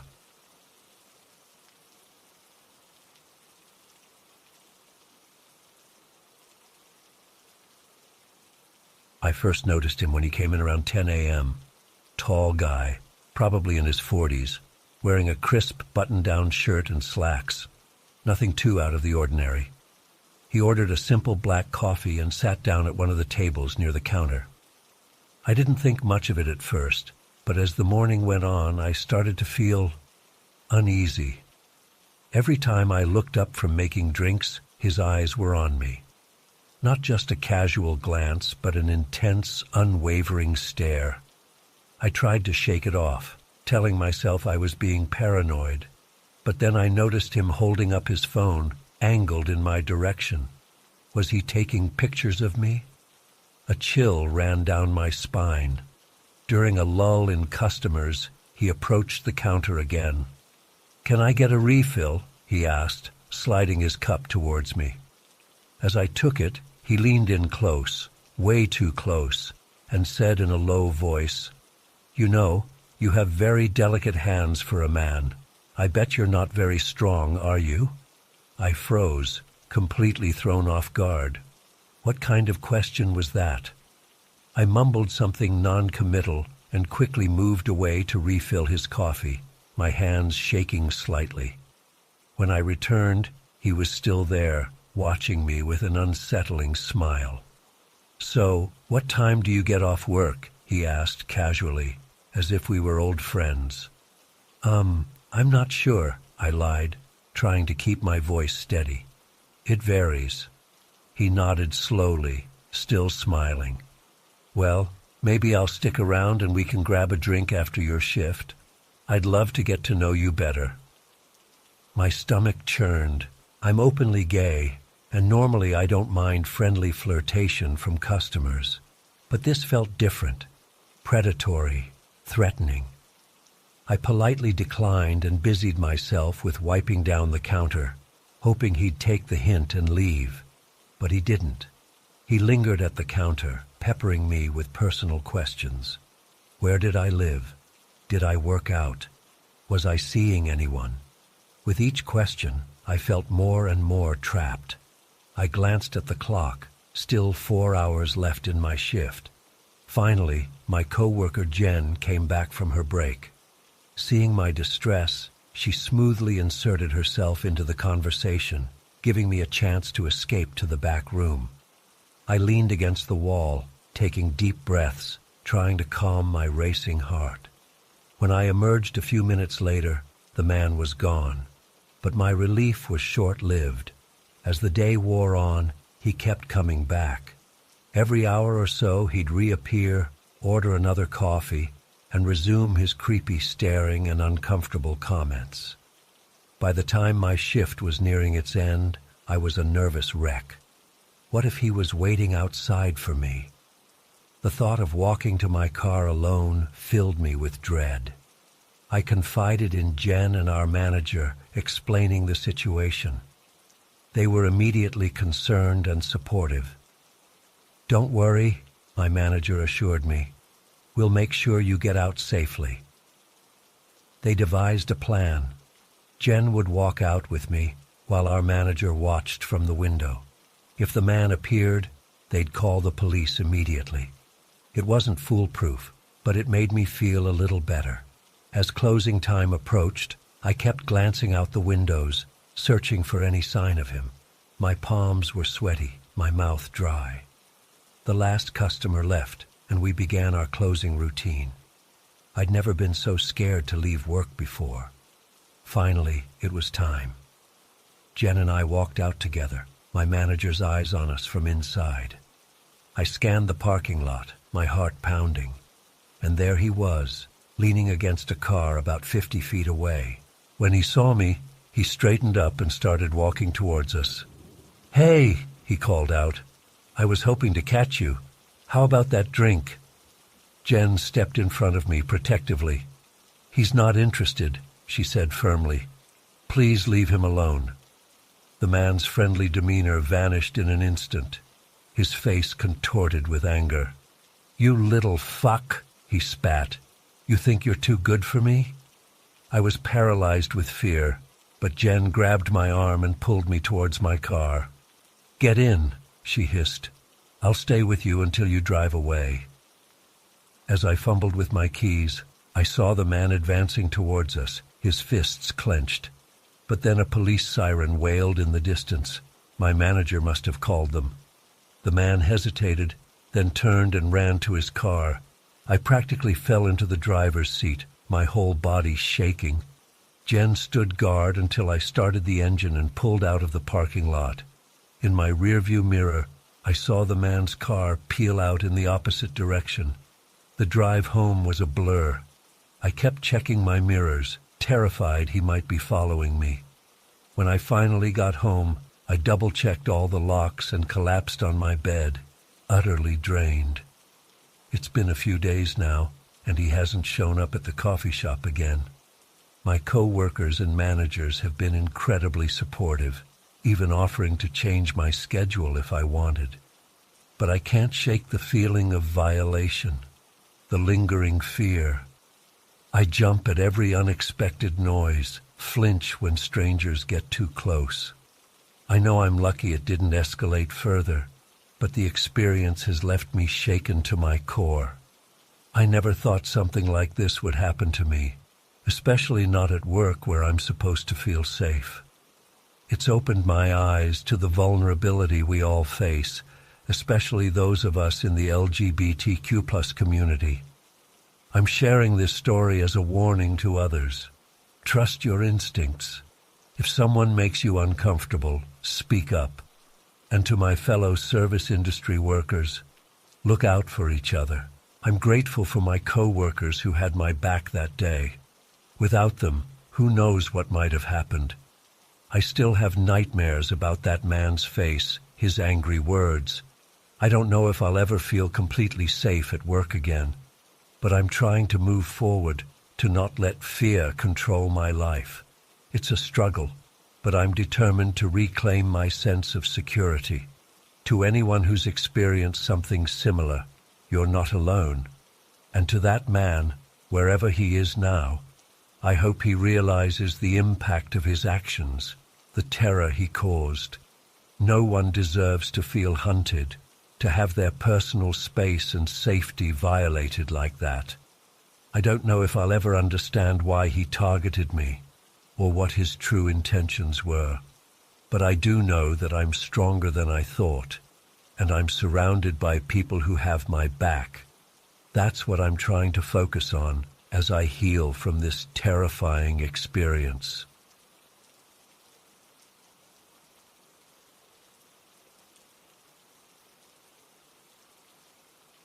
I'm originally from Vancouver, but I moved to the UK for grad school about 8 months ago. To save money, I found a flat share with 2 other students in a decent area of town. It wasn't fancy, but it felt safe enough.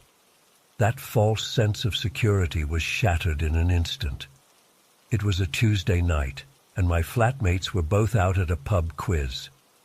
I had a big presentation the next day, so I decided to stay in and practice. Around 9 p.m., I heard a noise coming from the kitchen. At first, I thought maybe one of my roommates had come home early, but then I remembered they had texted saying they'd be out late. My heart started racing as I crept towards the kitchen.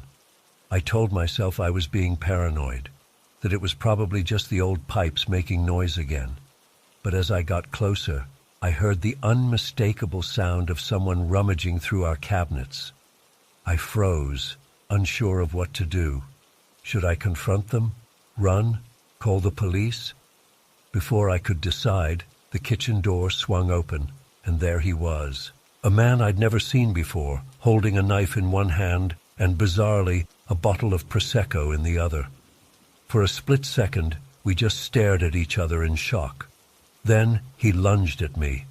I screamed and stumbled backwards, nearly tripping over my own feet as I ran towards my bedroom. I slammed the door shut and locked it, my hands shaking so badly I could barely turn the key. I could hear him pounding on the door, shouting something I couldn't understand through my panic. I scrambled for my phone, but in my haste I knocked it off the nightstand and it slid under the bed. I dropped to the floor, desperately reaching for it, all too aware of the increasingly violent banging on my door. As my fingers finally closed around my phone, I heard a sickening crack. He was breaking through the door. I knew I only had seconds. In a moment of clarity, I remembered the fire escape outside my window. I'd always thought it was an eyesore, but now it was my only hope. I yanked open the window, the cool night air hitting my face as I climbed out onto the metal grating. I could hear him entering my room just as I started descending the stairs, taking them two at a time, praying I wouldn't slip. When I reached the ground, I started running. I had no plan, no destination in mind. I just knew I needed to get as far away as possible. I ran down the street, barefoot and still in my pajamas, gasping for air and fighting back tears. I spotted two men walking on the other side of the road, and throwing caution to the wind, I sprinted towards them, screaming for help. They looked startled, but as soon as I managed to choke out "intruder" and "knife," their expressions changed to concern and determination. One of them immediately called the police, while the other asked me to point out which building I'd come from. When I showed them, we saw a figure climbing down the fire escape. It was him. The two men, who I later learned were off-duty soldiers, didn't hesitate. They took off after him, shouting for him to stop. I stood there, shaking and sobbing, as I watched this surreal chase unfold.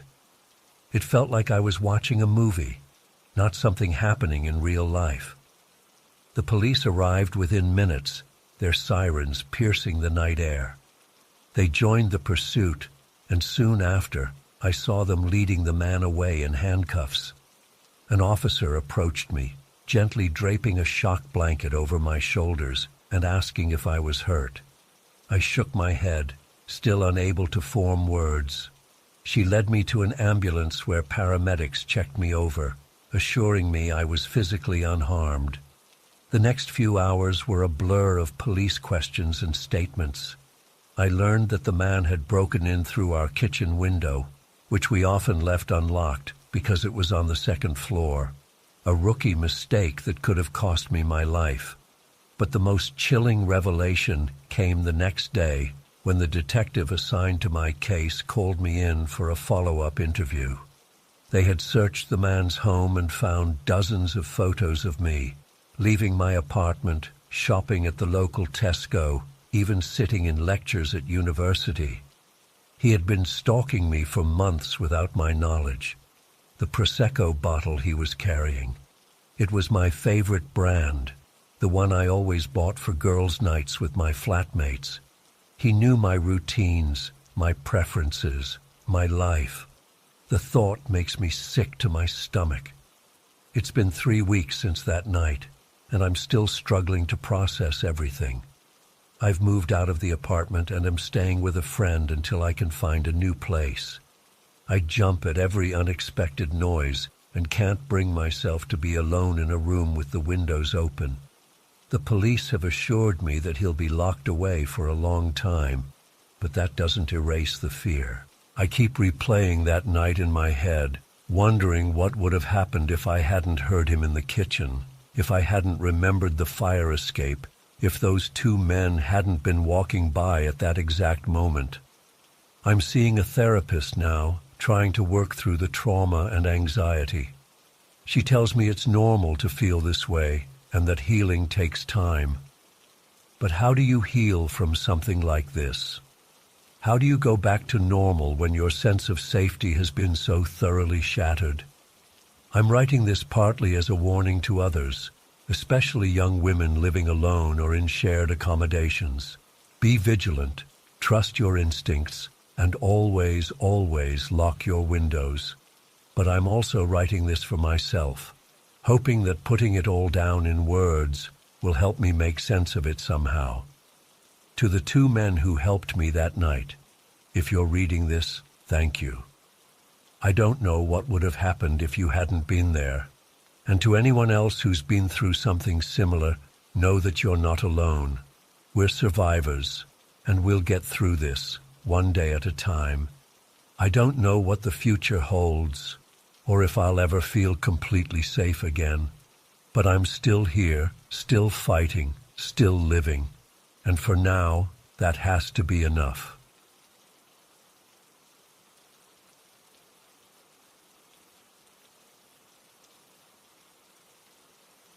The first club meeting I went to was pretty chill.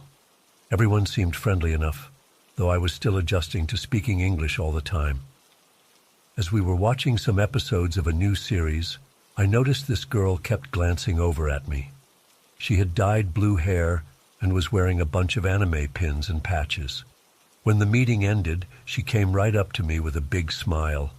"Konnichiwa, I'm Neko-chan," she said in a high-pitched voice. "You're new here, right? I love your Attack on Titan shirt." I thanked her and introduced myself. She seemed nice enough at first, if a bit over-enthusiastic. We chatted for a few minutes about our favorite anime. She mentioned she was also new to the school, so I figured we were in the same boat as freshmen. Over the next couple weeks, I started noticing Neko-chan more and more around campus. She always waved excitedly when she saw me and would rush over to talk. At first, I didn't think much of it. She was just being friendly, right? But then things started getting weird. One day after class, I found a folded-up piece of paper stuck in the zipper of my backpack. It was a drawing of me as an anime character, but with cat ears and a tail. The style was actually pretty good, but something about it made me uncomfortable. At the bottom it said, "For my favorite senpai, Neko-chan." I didn't want to be rude, so the next time I saw her, I just said thanks for the drawing. She got super excited and started gushing about how she'd love to draw more of me.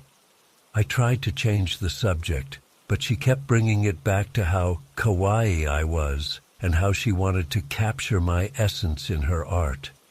Things escalated quickly after that. Neko-chan started showing up outside all of my classes, even ones across campus from each other. She'd be waiting by the door to walk with me, chattering the whole time about anime or asking really personal questions. I started taking different routes to try and avoid her, but somehow she always found me. The drawings got more frequent too. I'd find them slipped into my books, my locker, even under the windshield wiper of my car, and they were getting more graphic, like seriously NSFW stuff featuring me in compromising positions. It was really freaking me out.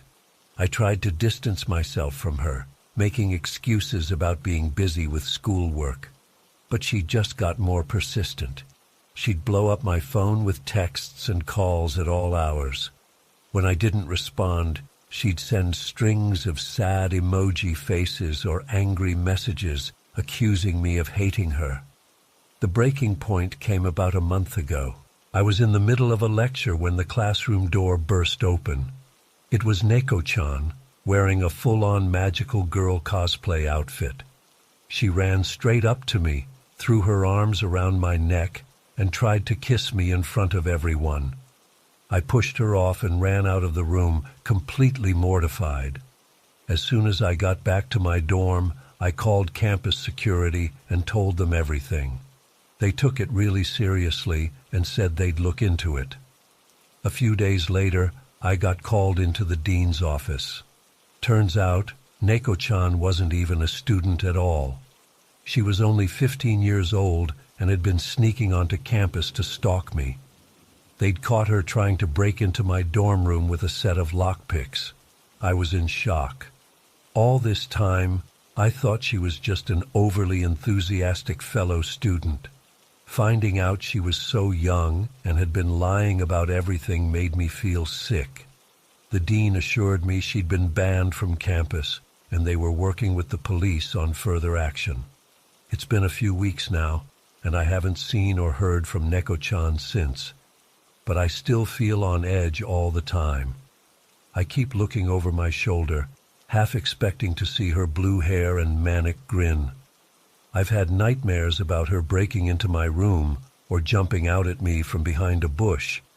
The whole experience has made me really wary of making new friends here. I know not everyone is like that, but it's hard to trust people now. I'm seeing a counselor to try and work through it all, but I still get panic attacks sometimes when I'm alone on campus. I never imagined something like this could happen to me. You always hear about stalkers and obsessive fans, but you never think it'll be you. I'm just trying to focus on my studies and get through the rest of the semester. But part of me is always wondering, is she still out there somewhere, watching me? Will I ever feel safe again? I guess the lesson here is to trust your instincts if something feels off about someone. And don't be afraid to ask for help if you're in an uncomfortable situation. I wish I'd spoken up sooner instead of trying to handle it on my own. Maybe then things wouldn't have gotten so out of control. Anyway, thanks for listening to my story. It feels good to get it off my chest, even if it still scares me to think about. I hope sharing this might help someone else recognize the warning signs if they're in a similar situation. Stay safe out there, everyone.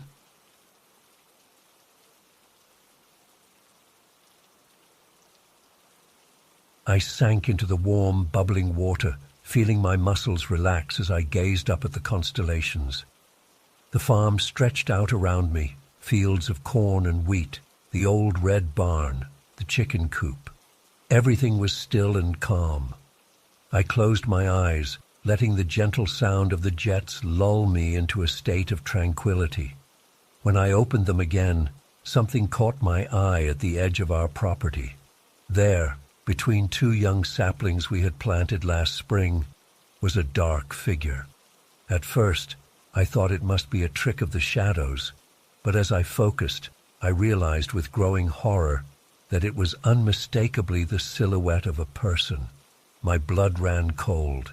The figure was completely motionless, standing unnaturally still as it faced directly towards me. I couldn't make out any features in the darkness, just the vague outline of a tall, thin form. Every instinct screamed at me to run, but I found myself frozen in place, unable to look away.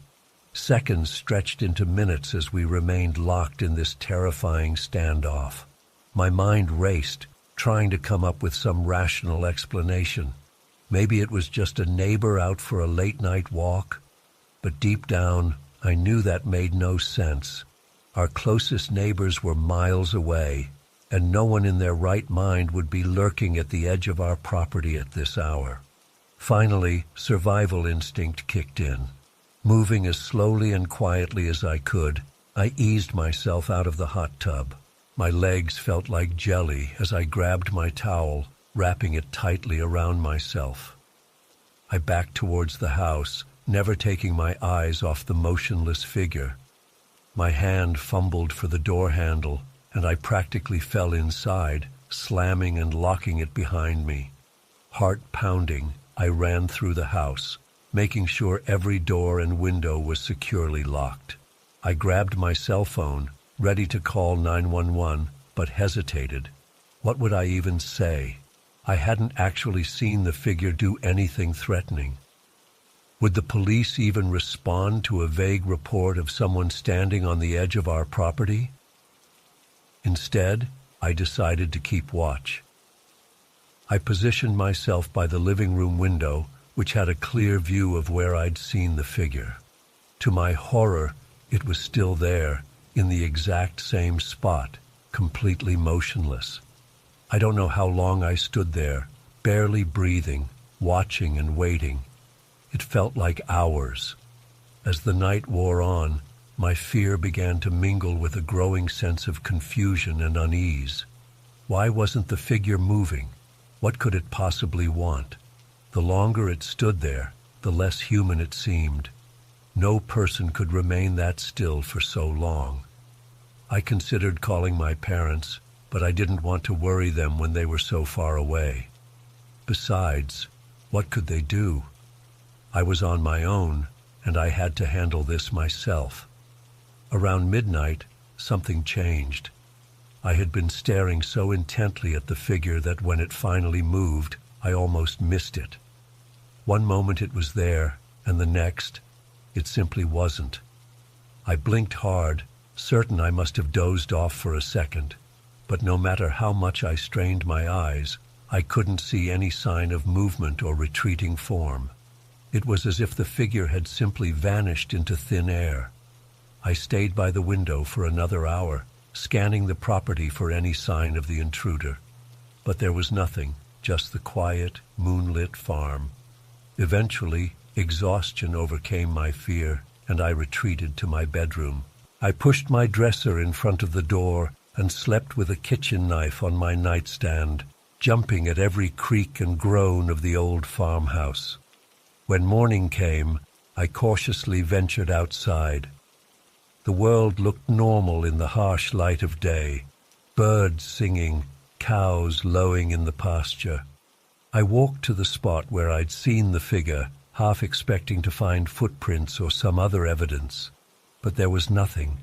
The grass between the saplings was undisturbed, with no sign that anyone had stood there for hours the night before. I've tried to rationalize what happened that night. Maybe it was a shadow, a trick of the light. Maybe I fell asleep in the hot tub and dreamed the whole thing. But deep down, I know what I saw. There was someone, or something, watching me that night. And the fact that I never saw it arrive or leave, that it stood so impossibly still for so long, makes me question whether it was human at all. I didn't tell my parents when they got home. How could I explain something I didn't understand myself? But I've never used the hot tub at night again.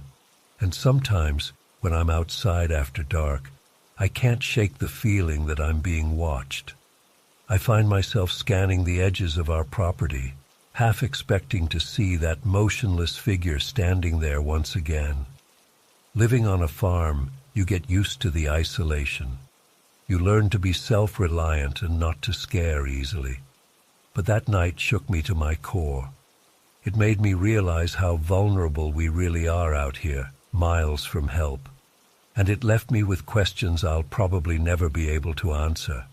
What was that figure? What did it want? And most chillingly, will it ever come back? I still live on the farm, but things have changed. I'm more cautious now, always locking doors and keeping my phone close. I've installed security cameras and motion sensor lights around the property. But no matter how many precautions I take, I can't shake the memory of that night. The image of that silhouette is burned into my mind, a constant reminder that sometimes the things we can't explain are the most terrifying of all. Sometimes, on quiet nights, when the stars are bright and the wind whispers through the cornfields, I find myself looking out towards those two saplings, and for just a moment, I swear I can see a shadow there, standing impossibly still, watching and waiting. In those moments, the fear comes rushing back, and I'm that terrified 18-year-old girl again, alone and vulnerable in the vast, dark expanse of our isolated farm. I don't know if I'll ever feel completely safe here again. But this is my home, and I refuse to be driven away by fear of the unknown. So I stay, and I watch, and I wonder. And I hope that whatever it was that visited our farm that night, it never decides to return. Because the next time, I might not be content to just watch from behind a locked door. The next time, I might just find the courage to confront it and finally get some answers. But part of me hopes that day never comes, because deep down, I'm afraid that the truth might be even more terrifying than the unknown.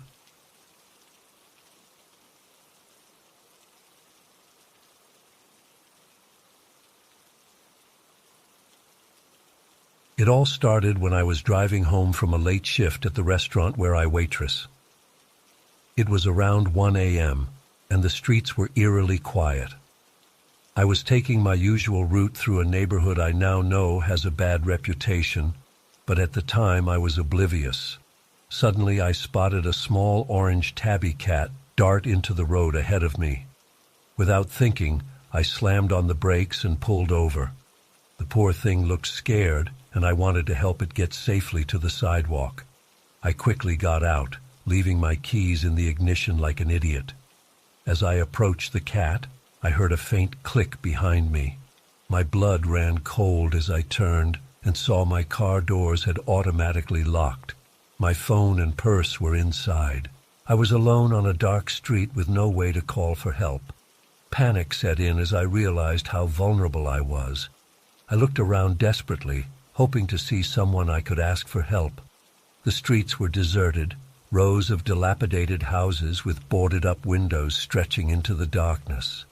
Then I heard it, the soft whir of bicycle wheels approaching. My heart started racing as I saw 3 men on bikes emerge from the shadows, circling me slowly like vultures. They were muttering to each other and leering at me in a way that made my skin crawl. "Hey, baby, you lost?" one of them called out with a predatory grin. "We can help you out." I knew I had to get out of there fast. Without a word, I turned and ran as fast as I could down the street. I could hear them laughing and whooping behind me as they gave chase on their bikes. My legs were burning, but pure adrenaline kept me going. I darted down side streets randomly, trying to lose them. After a few blocks, I spotted a church up ahead and made a beeline for it, praying the door would be unlocked. By some miracle, it was. I slipped inside and shut the heavy wooden door behind me, listening intently.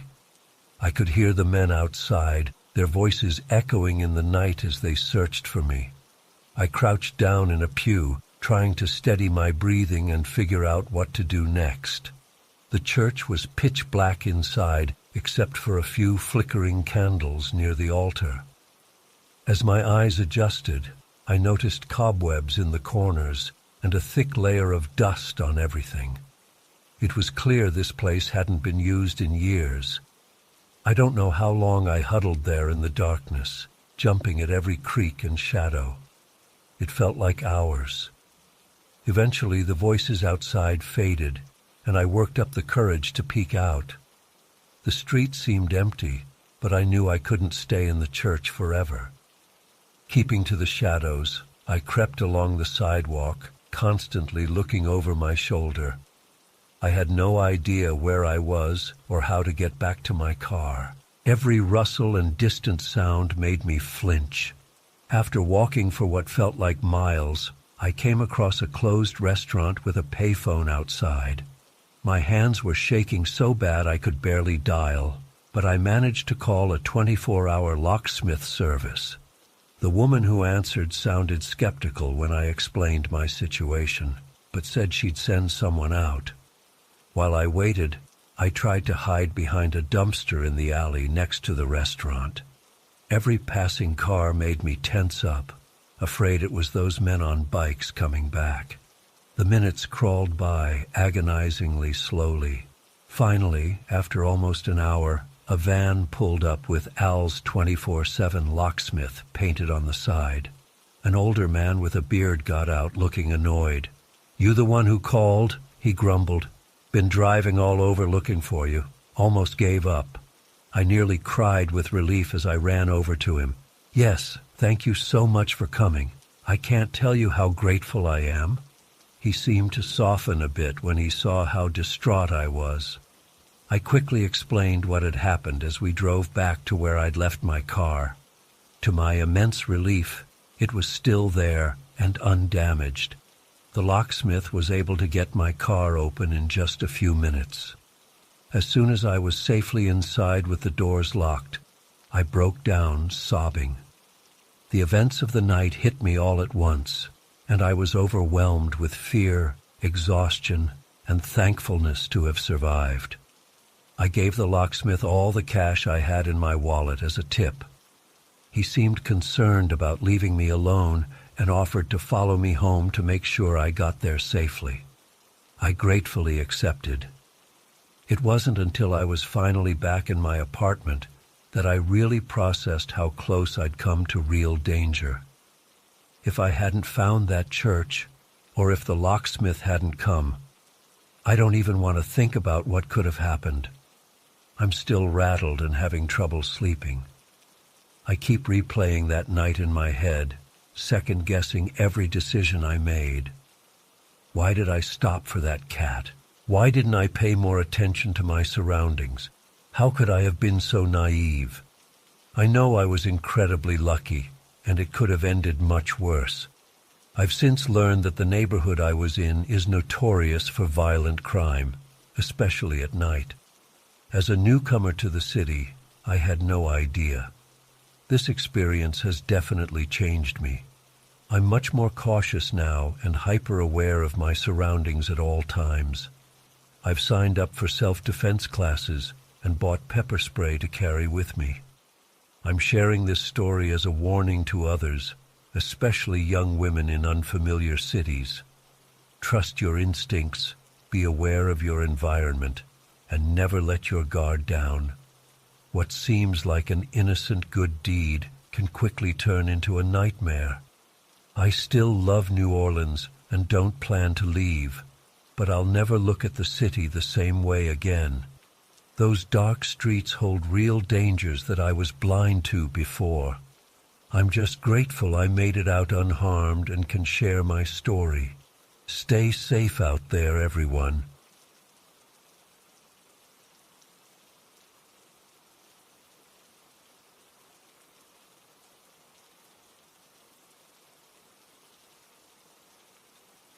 I was still shaking as I sat down to write this. Even though it happened hours ago, I can't get the images out of my head. My friend Emma and I had been out drinking, probably more than we should have, but we needed to blow off some steam after another crappy week at the women's shelter. We were stumbling down the street, giggling and hanging on each other, when this guy approached us. He seemed friendly enough at first, asking if we wanted to check out this really cool temple nearby. In our tipsy state, it sounded like a fun adventure. The temple was just a few blocks away, tucked between some old brick buildings. As we got closer, I could hear faint music drifting out.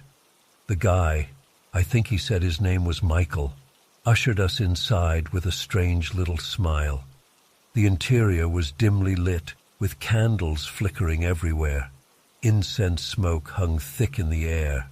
There were colorful tapestries on the walls and plush cushions scattered around. A few other people were lounging about, swaying to the hypnotic music. At first, I was enchanted. It felt so mystical and otherworldly. Emma and I exchanged excited glances as we sank onto some cushions. Michael brought us glasses of some sweet-smelling drink. I took a sip and felt warmth spread through my body. But as my eyes adjusted to the dim light, I started noticing things that made me uneasy. The way Michael was looking at us felt predatory, and some of the symbols on the wall tapestries seemed sinister somehow. I couldn't put my finger on it, but a chill ran down my spine.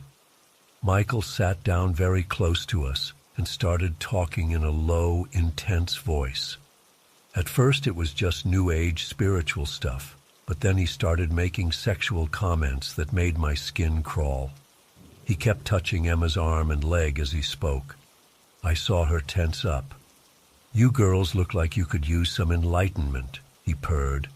"I have something that will open your minds wide. It's a special blend. very potent, lets you see beyond the veil. Alarm bells were going off in my head. I grabbed Emma's hand and whispered that we should leave. But as I tried to stand up, the room started spinning. Whatever was in that drink was hitting me hard. Michael's face seemed to morph and stretch as he leaned in close. "Where are you going? The night is young. Don't you want to transcend your earthly forms?" His voice had taken on a strange, echoing quality. I blinked hard, trying to clear my vision. The other people in the room had gone still, staring at us with blank eyes. The music had changed to a low, throbbing drone that made my teeth ache. Emma tugged on my arm. "We need to go, now." Her voice was tight with fear. As we stumbled to our feet, Michael's demeanor changed completely. His face contorted into a snarl, and he lunged at us, grabbing Emma's wrist. "You ungrateful little sluts! You don't appreciate what I'm offering you." I reacted on instinct, shoving him as hard as I could. He stumbled back, crashing into a table of candles. In the chaos, Emma and I ran for the door. I could hear him screaming behind us, his voice inhuman. We burst out onto the street, gasping for air. My heart was pounding so hard I thought it might explode. We ran for blocks, not daring to look back. Finally, we collapsed in an alley, both of us shaking and on the verge of tears. "What the fuck was that?" Emma choked out between sobs. "Did you see his face at the end? It wasn't human." I nodded, unable to speak. The image of Michael's face twisting and stretching was burned into my mind. And those blank-eyed people, had they been drugged, hypnotized? Were they even real? As the adrenaline faded, I became aware of how weak and dizzy I felt. Whatever had been in that drink was still affecting me. Emma looked just as out of it.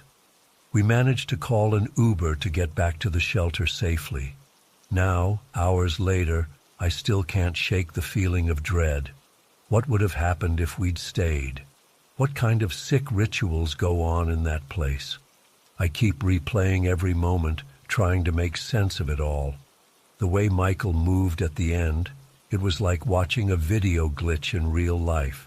His limbs bent at impossible angles, and that scream, it still echoes in my head. No human throat could make a sound like that. I'm terrified to go to sleep.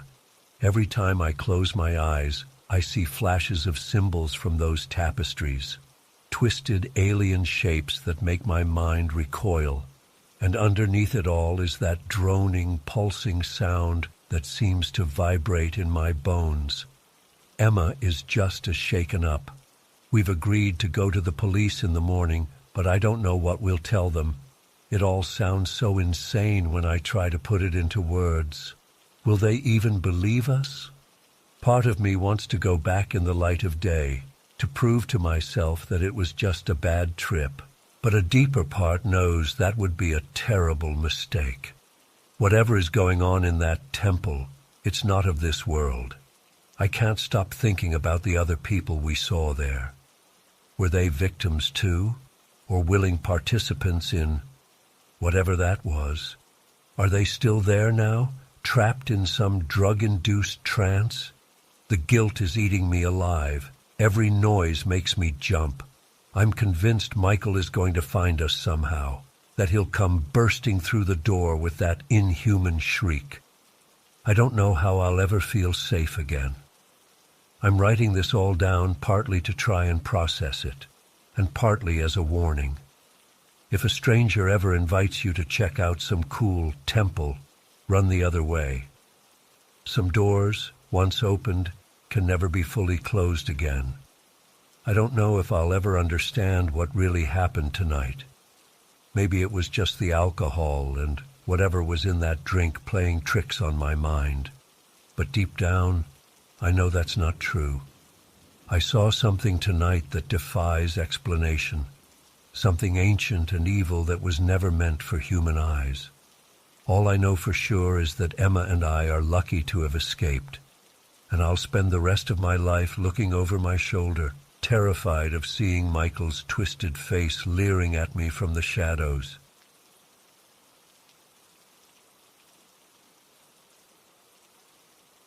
When we first arrived, the park seemed pretty quiet. There were a few other families scattered around, but plenty of open space and equipment for Tommy to play on. I found a bench with a good view of the playground and settled in to watch him, occasionally glancing down at my phone. After about 20 minutes, I noticed a group of 3 kids who looked to be around 10-12 years old enter the park. Something about them immediately struck me as off. They weren't with any adults, which wasn't too unusual, but they seemed to be scanning the playground intently rather than running to play. I kept a closer eye on them as they slowly made their way towards the area where Tommy was playing. At first, they just stood off to the side observing, but then they approached Tommy and started talking to him. I couldn't hear what they were saying from where I was sitting, but Tommy seemed a bit hesitant in his interactions with them. My mom instincts were starting to tingle. I got up and casually walked closer so I could overhear their conversation. As I got within earshot, I heard one of the older boys asking Tommy, "So where do you live? Do you come to this park a lot?" Another chimed in, "What's your mom's name? Is she here with you?" Alarm bells were going off in my head. Why were these kids so interested in personal details about my son? I quickened my pace to intervene, but before I could reach them, an elderly man with a small dog appeared and approached the group. "There you kids are. I've been looking all over for you," the man said in an overly cheery voice. "Who's your new little friend here?" The hairs on the back of my neck stood up. This man clearly wasn't with the other kids, yet he was acting like he knew them, and now he was taking an interest in Tommy too. Something was very, very wrong here. I rushed the last few steps and inserted myself into the group. "Tommy, honey, it's time to go," I said firmly, taking his hand. The older kids and the man all took a step back, looking startled by my sudden appearance. "Oh, is this your son?" the man asked, his tone dripping with fake friendliness. "What a darling boy. We were just getting acquainted." "Yes, and we're leaving now," I replied coldly, pulling Tommy away. As we walked quickly towards the park exit, I could feel their eyes boring into my back. My heart was racing. Once we were safely in the car, I tried to calm myself down and figure out what had just happened. Had I overreacted, or had I narrowly saved my son from a potential abduction attempt? I asked Tommy what the kids and the man had been saying to him. He told me they had been asking him lots of questions: where we lived, what school he went to, if he'd like to go see some puppies. They had also been trying to convince him to leave the park with them to get ice cream. My blood ran cold. This was exactly the kind of tactic predators use to lure children. I immediately called the police to report the suspicious incident. They took my statement and said they'd increase patrols in the area, but without any concrete evidence of a crime, there wasn't much else they could do. For weeks afterwards, I was a nervous wreck. I couldn't stop thinking about what might have happened if I hadn't been paying attention, or if I'd arrived at the park even a few minutes later. The image of those kids and that man was seared into my brain. I kept Tommy home as much as possible for a while, too scared to take him out. When we did go out, I was hyper-vigilant, constantly scanning for threats. I had trouble sleeping, plagued by nightmares of Tommy being snatched away while I wasn't looking. Eventually, the acute anxiety faded somewhat, but I don't think I'll ever feel truly safe in public spaces with my son again. That day at the park opened my eyes to how quickly things can go wrong, how predators can appear so normal and friendly. I'm sharing this story as a warning to other parents. Please, always keep a close eye on your children. Trust your instincts if something feels off. Don't be afraid to intervene, even if you worry about seeming rude or paranoid. It's better to overreact than to ignore red flags and regret it forever. I'm so grateful that I was able to protect Tommy that day, but the experience has left deep emotional scars. The world suddenly seems like a much darker, more dangerous place. I hug my son a little tighter each night, thankful that he's safe, but always aware of how easily it could have gone another way. To this day, I still find myself scanning playgrounds and parks, looking for those kids or that man. I've never seen them again, which in some ways makes it worse. Are they still out there, looking for vulnerable children? Did they move on to another area after I foiled their plans that day? Or was it all just a misunderstanding that my panicked brain blew out of proportion? I'll never know for sure what their true intentions were. But my gut tells me we had a very close call that day. The thought of what could have happened still makes me feel sick. I've tried to find a balance between caution and letting Tommy have a normal childhood. We do still go to parks, but I'm much more selective about which ones, preferring smaller, enclosed playgrounds where I can easily see every area. I make sure to always position myself where I have a clear view of him, and I've had many conversations with him about stranger danger and what to do if anyone ever tries to get him to go somewhere. Some people, even friends and family, have told me I'm being overprotective, that I'm letting one weird incident rule our lives. But unless you've been in that situation, felt that heart-stopping fear and certainty that your child was in imminent danger, you can't understand. I'd rather be called overprotective than live with the guilt and anguish of not doing enough to keep my son safe. I still have moments where the fear and anxiety overwhelm me. Sometimes I'll be watching Tommy play and suddenly flash back to that day, imagining all the horrible what-ifs. I've started seeing a therapist to work through the trauma and learn coping strategies for the anxiety. It's a daily struggle to balance safety with allowing Tommy to grow and explore the world. I don't want him to be fearful, but I also need him to be aware and cautious. It's a heavy weight for a mother to bear. If there's one thing I've learned from this experience, it's to always trust your instincts. That little voice in your head telling you something isn't right, listen to it. Act on it. Don't worry about seeming silly or paranoid. Your child's safety is worth any momentary embarrassment or inconvenience. I'm sharing this story in hopes that it might help another parent avoid a similar situation. Please, stay vigilant. Be aware of your surroundings. Know where your children are at all times.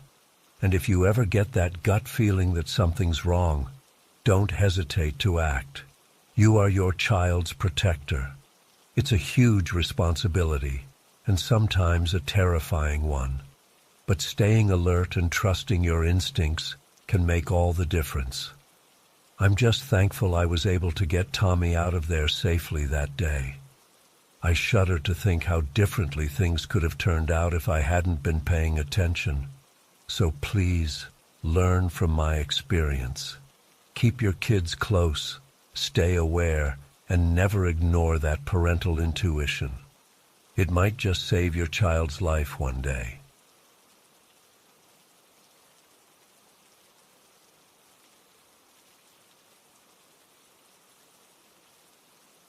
It was around 11 p.m. and I was on my last delivery of the shift. The address was on some street I'd never been to before, way out on the edges of town. As I turned onto the street, I immediately got an uneasy feeling. All the houses looked dark and empty. No lights on, no cars in the driveways. It was like a ghost town. I double-checked the address and slowly rolled down the street, peering at house numbers. That's when I noticed headlights in my rearview mirror. A black sedan had turned onto the street behind me. Didn't think much of it at first, figured it was just another car.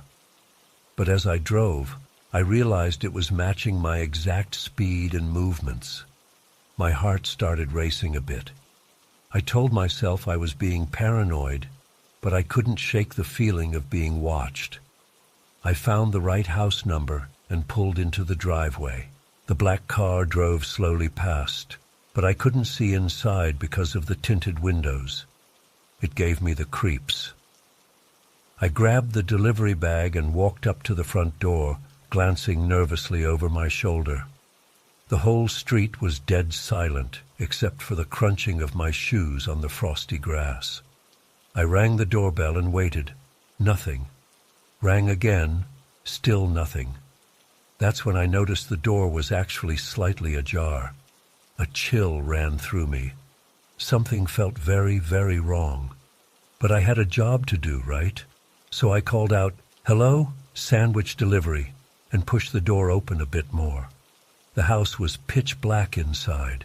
I fumbled for my phone to use as a flashlight. As the beam swept across the room, my blood ran cold. The place was completely empty. No furniture, no decorations, nothing. Just bare walls and floors. I started to back away, every instinct screaming at me to get the hell out of there.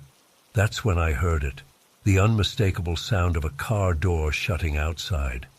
I spun around and bolted for my car, sandwich bag forgotten on the empty floor. As I reached for my door handle, movement in the back seat caught my eye. There was someone crouched down back there, dressed all in black with a hood pulled low. I let out a strangled yell and stumbled backward. The figure started to sit up, reaching toward the door lock. In a blind panic, I sprinted down the street as fast as my legs would carry me. I could hear footsteps pounding the pavement behind me. I ran until my lungs were on fire, not daring to look back. Finally, I reached a main road with some traffic and flagged down a passing car. An older couple stopped, and I frantically explained what happened. They called the police for me and let me wait in their car until they arrived. When I told the officers my story, they exchanged a grim look. Apparently, this wasn't the first time something like this had happened. There had been a string of incidents where criminals used fake delivery addresses to lure drivers to empty houses. No one knew exactly what their endgame was. Robbery, kidnapping, who knows? But it was clear I'd had a very close call. They sent some units to check out the house, but of course there was no sign of the hooded figure or the black car by then. Just an empty house and my abandoned delivery bag. I quit my job that very night. To this day, I can't shake the fear of what might have happened if I'd been a few seconds slower getting out of there. Sometimes I still dream about those headlights following me down that dark, empty street. And I wonder, what if next time there's no escape? The whole experience left me shaken for months. I couldn't sleep properly for weeks, constantly jolting awake at every little sound. Even now, years later, I get anxious when I'm out alone at night. That feeling of being watched, of unseen danger lurking just out of sight, it never fully goes away. I've tried to piece it all together, to make sense of what happened that night. Was it just a random crime of opportunity, or was I specifically targeted somehow? The fact that they knew which car was mine, that they were able to get inside while I was at the door, it all seems so calculated. Sometimes I wonder about that hooded figure. Who were they? What did they want? The not knowing is almost worse than anything I can imagine. My mind runs wild with possibilities, each more terrifying than the last. I've done some research over the years, trying to find any similar cases or explanations, but there's frustratingly little information out there. It's like these incidents get swept under the rug, forgotten or ignored, which only makes me more uneasy. How many others have gone through something like this without anyone ever knowing? The police never caught the person responsible as far as I know. Sometimes I worry they're still out there, setting similar traps for other unsuspecting victims. I've thought about reaching out to other delivery drivers, warning them about what happened to me. But part of me is afraid of drawing attention to myself, of somehow putting myself back on their radar. It's hard to explain to people who haven't been through something like this. They tell me I'm being paranoid, that I need to let it go, but they don't understand. Once you've had a brush with true evil, once you've felt that primal fear of being hunted, it changes you. You realize how fragile our sense of safety really is, how quickly everything can go wrong. I still avoid driving alone at night whenever possible. I'm hyper-aware of my surroundings, always watching for cars that might be following me or people acting suspiciously. Some would call it paranoia, but to me it feels like necessary vigilance, because I know firsthand that monsters are real, and they're clever, and they're patient. In a way, the randomness of it all is the most unsettling part. I was just a normal college kid working a normal part-time job. There was nothing special about me, nothing to make me a target, which means it could have happened to anyone. It could happen to anyone, at any time. That's the thought that really keeps me up at night. I've tried therapy, meditation, all sorts of things to try to process the trauma and move on. And in many ways, I have moved on with my life. I graduated college, got a good job, started a family. But there's always a part of me that remains on high alert, waiting for those headlights to appear in my rearview mirror again. Sometimes I drive by that street, in the daytime, of course. It looks so normal, so innocuous. You'd never know by looking at it that it was the site of such a terrifying experience. I wonder about the other houses, if they're all really occupied or if some are empty, waiting to serve as stages for more sinister plans. I've considered moving away, starting fresh somewhere new where these memories don't haunt every corner. But another part of me feels like I need to stay, to keep watch in a way, as if by remaining vigilant, I can somehow prevent it from happening to someone else. There are times when I almost convince myself it was all a bad dream or an overactive imagination. But then I'll catch a glimpse of a black sedan out of the corner of my eye, or hear an unexpected sound at night, and it all comes rushing back. The fear, the adrenaline, the absolute certainty that I was moments away from a fate worse than I could imagine. I don't know if I'll ever have answers, ever understand the full truth of what happened that night. But I do know that it changed me forever. It opened my eyes to a darker side of the world, a side most people never see or choose to ignore. And while that knowledge is a burden in many ways, it's also a reminder to cherish every moment of safety and peace. Because you never know when everything might change in an instant, on a dark and lonely street in the middle of the night.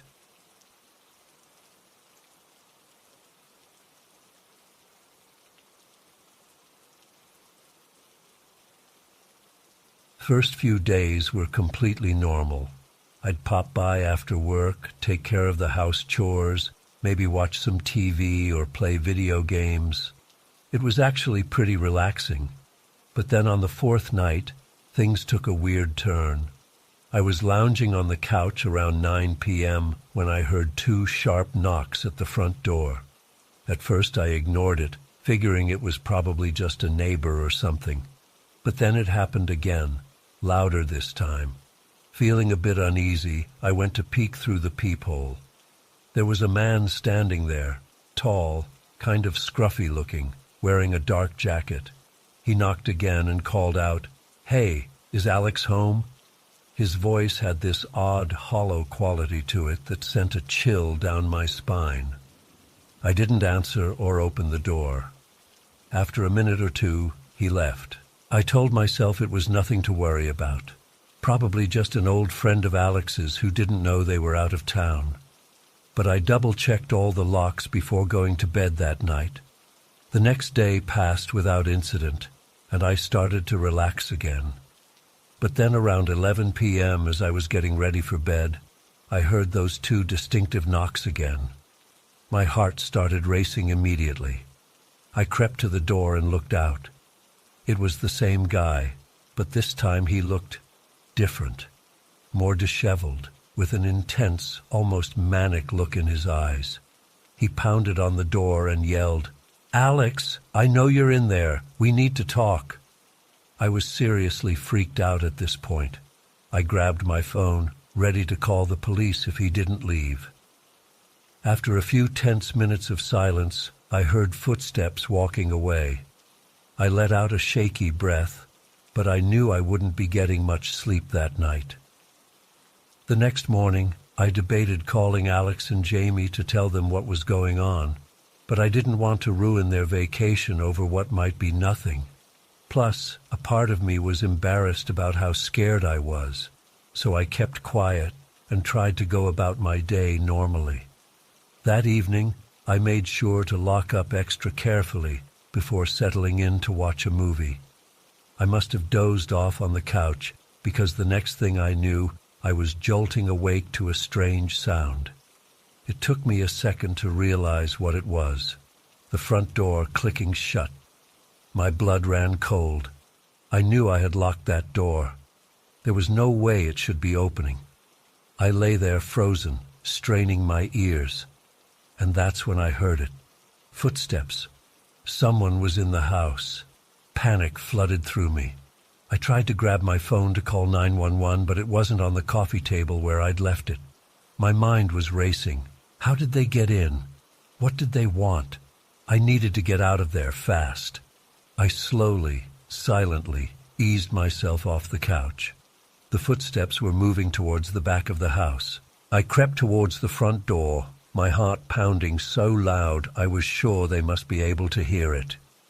Just as I reached for the doorknob, a floorboard creaked under my foot. The footsteps stopped. Then they started coming back towards the living room. I didn't hesitate. I yanked open the door and ran. I sprinted down the street in my socks, not daring to look back.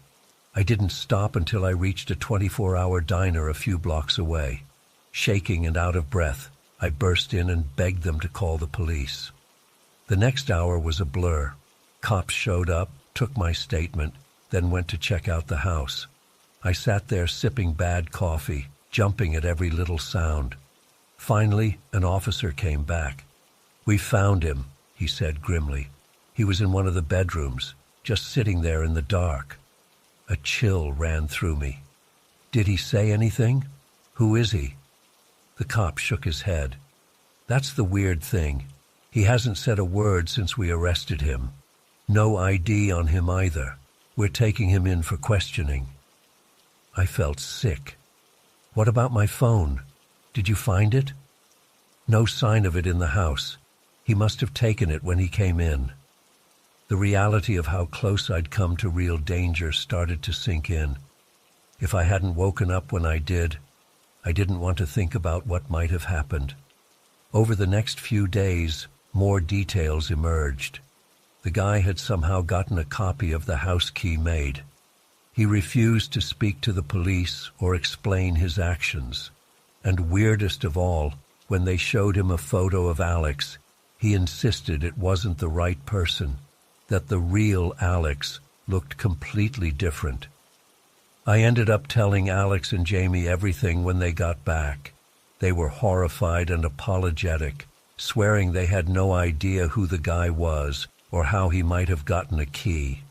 But I couldn't shake this nagging feeling of doubt. The whole thing was just so bizarre. It's been months now, and I still don't have any real answers. The guy eventually pled guilty to breaking and entering, but never explained his obsession with finding Alex or why he was so sure Alex lived there. Sometimes I wonder if there's more to the story that I don't know. Did Alex and Jamie have some dark secret they never told me about? Was this guy really a stranger or someone from their past? I try not to dwell on it too much, but I'd be lying if I said it didn't affect me. I'm jumpy now, always double-checking locks. I don't house-sit anymore, and sometimes, late at night, I still hear those two sharp knocks echoing in my mind, making me wonder what might have happened if I hadn't woken up in time.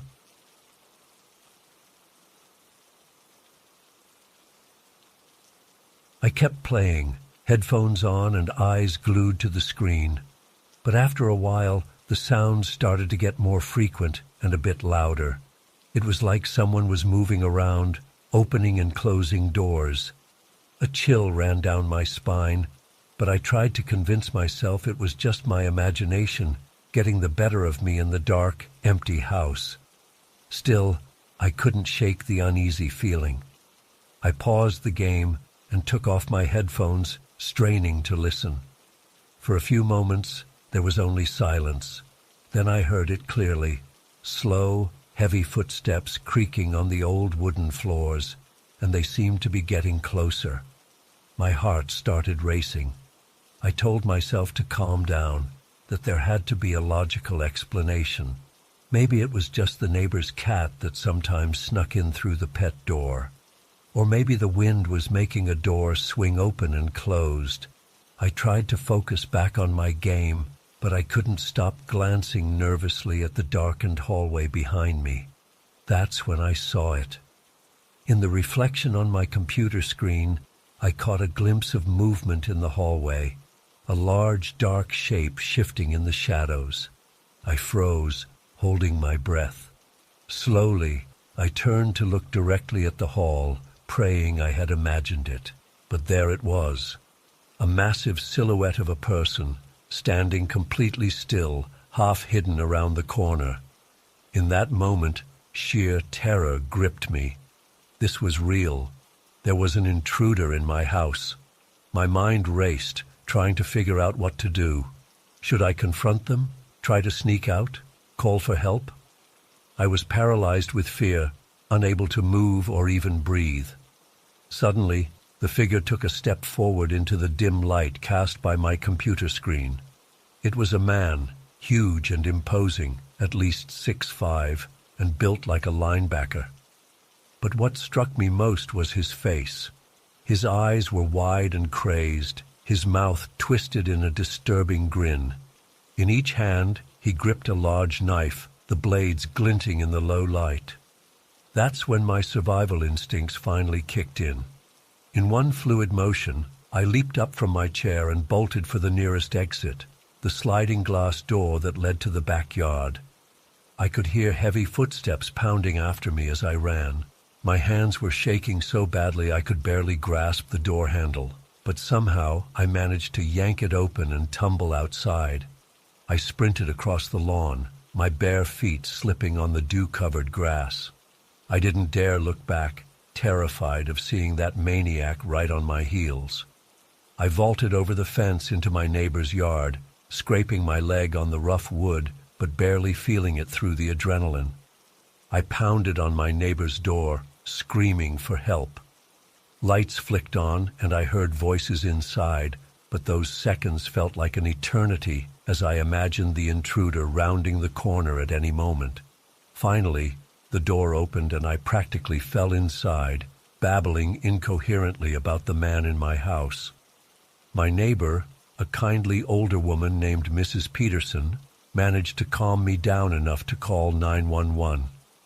As we waited for the police to arrive, she made me sit down and brought me a glass of water. My hands were shaking so badly I could barely hold it. Every sound made me jump, convinced the intruder had followed me. When the police finally got there, they took my statement and then went to search my house. Those minutes of waiting were agonizing. I was terrified they would find nothing, that maybe I had imagined the whole thing in some kind of sleep-deprived hallucination. But then I heard shouting, followed by the crackle of a police radio calling for backup. They had found him. The intruder was still in my house, hiding in a closet. It took 3 officers to subdue him. He was that big and strong. As they led him out in handcuffs, I got my first real look at him in the light. He was older than I expected, probably in his mid-50s, with wild gray hair and a scraggly beard. His eyes were still wide and unfocused, darting around frantically. The police searched him and found 2 large hunting knives, just like I had seen. They also discovered a backpack full of duct tape, rope, and other items I don't even want to think about. It was clear he had come prepared to do something horrible. The next few hours were a blur of police interviews and crime scene investigators combing through my house. I learned that the intruder had a long history of mental illness and had recently stopped taking his medication. He had no connection to me or my family. He had simply chosen our house at random. That random nature of it all is what still haunts me the most. If I hadn't happened to see his reflection, if I had gone to bed early that night instead of staying up gaming, if I had been a little slower in running away, the outcome could have been so much worse. It's been months since that night, but I still have trouble sleeping. Every little noise in the house sets me on edge. I've started sleeping with a baseball bat next to my bed, just in case. My parents installed a top-of-the-line security system, but it doesn't make me feel much safer. The worst part is the lingering feeling that it could happen again at any time, that there are people out there who might decide on a whim to break into your home and hurt you for no reason at all. I know how lucky I was to escape unharmed, but I can't shake the fear that my luck might run out next time. I keep replaying that night in my head, wondering if there were warning signs I missed. Could I have noticed something earlier? Should I have called the police at the first strange sound? It's easy to second-guess everything in hindsight. The police told me later that the intruder had been watching our house for days, learning our routines. He knew my parents were out of town and that I would be alone. It makes my skin crawl to think of him out there, planning and waiting for the right moment to strike. I've tried talking to a therapist about it, but it's hard to explain the bone-deep fear I still feel. How do you ever feel safe again after something like that? How do you trust that the shadows in your home are just shadows and not someone waiting to hurt you? Sometimes I think about what might have happened if things had gone differently. If I hadn't seen his reflection, or if I had frozen instead of running. The police said that based on the items he brought, he likely intended to tie me up and, well, I try not to dwell on what might have come next. I know I should feel grateful that I escaped, and I am. But there's also a guilty part of me that almost wishes he had done something physical to me. At least then I would have a tangible injury to point to, something concrete to explain why I'm still so messed up over this. Instead, I'm left with invisible scars that no one else can see. The intruder is in prison now, but I know he'll be eligible for parole someday. The thought of him potentially being free again terrifies me. What if he comes back to finish what he started? The rational part of my brain knows that's unlikely, but fear isn't always rational. I've started taking self-defense classes, hoping it will help me feel more in control. But deep down, I know that no amount of training could have prepared me for that night. It all happened so fast, and the sheer terror of the moment overwhelmed everything else. Sometimes I wonder about the intruder's life story. What series of events led him to break into a stranger's home with such sinister intentions? Was he always violent, or did mental illness warp him over time? I've thought about trying to contact him in prison to ask him why he chose our house, but I'm not sure I really want to know the answer. In the end, I'm left with more questions than answers. Why me? Why that night? What if I had made different choices? The uncertainty of it all is almost worse than the actual event. At least that had a clear beginning and end. This lingering fear and doubt feels like it might never fully go away. I know I need to move on with my life. I can't let one terrible night define me forever. But it's hard to shake the feeling that everything changed that night.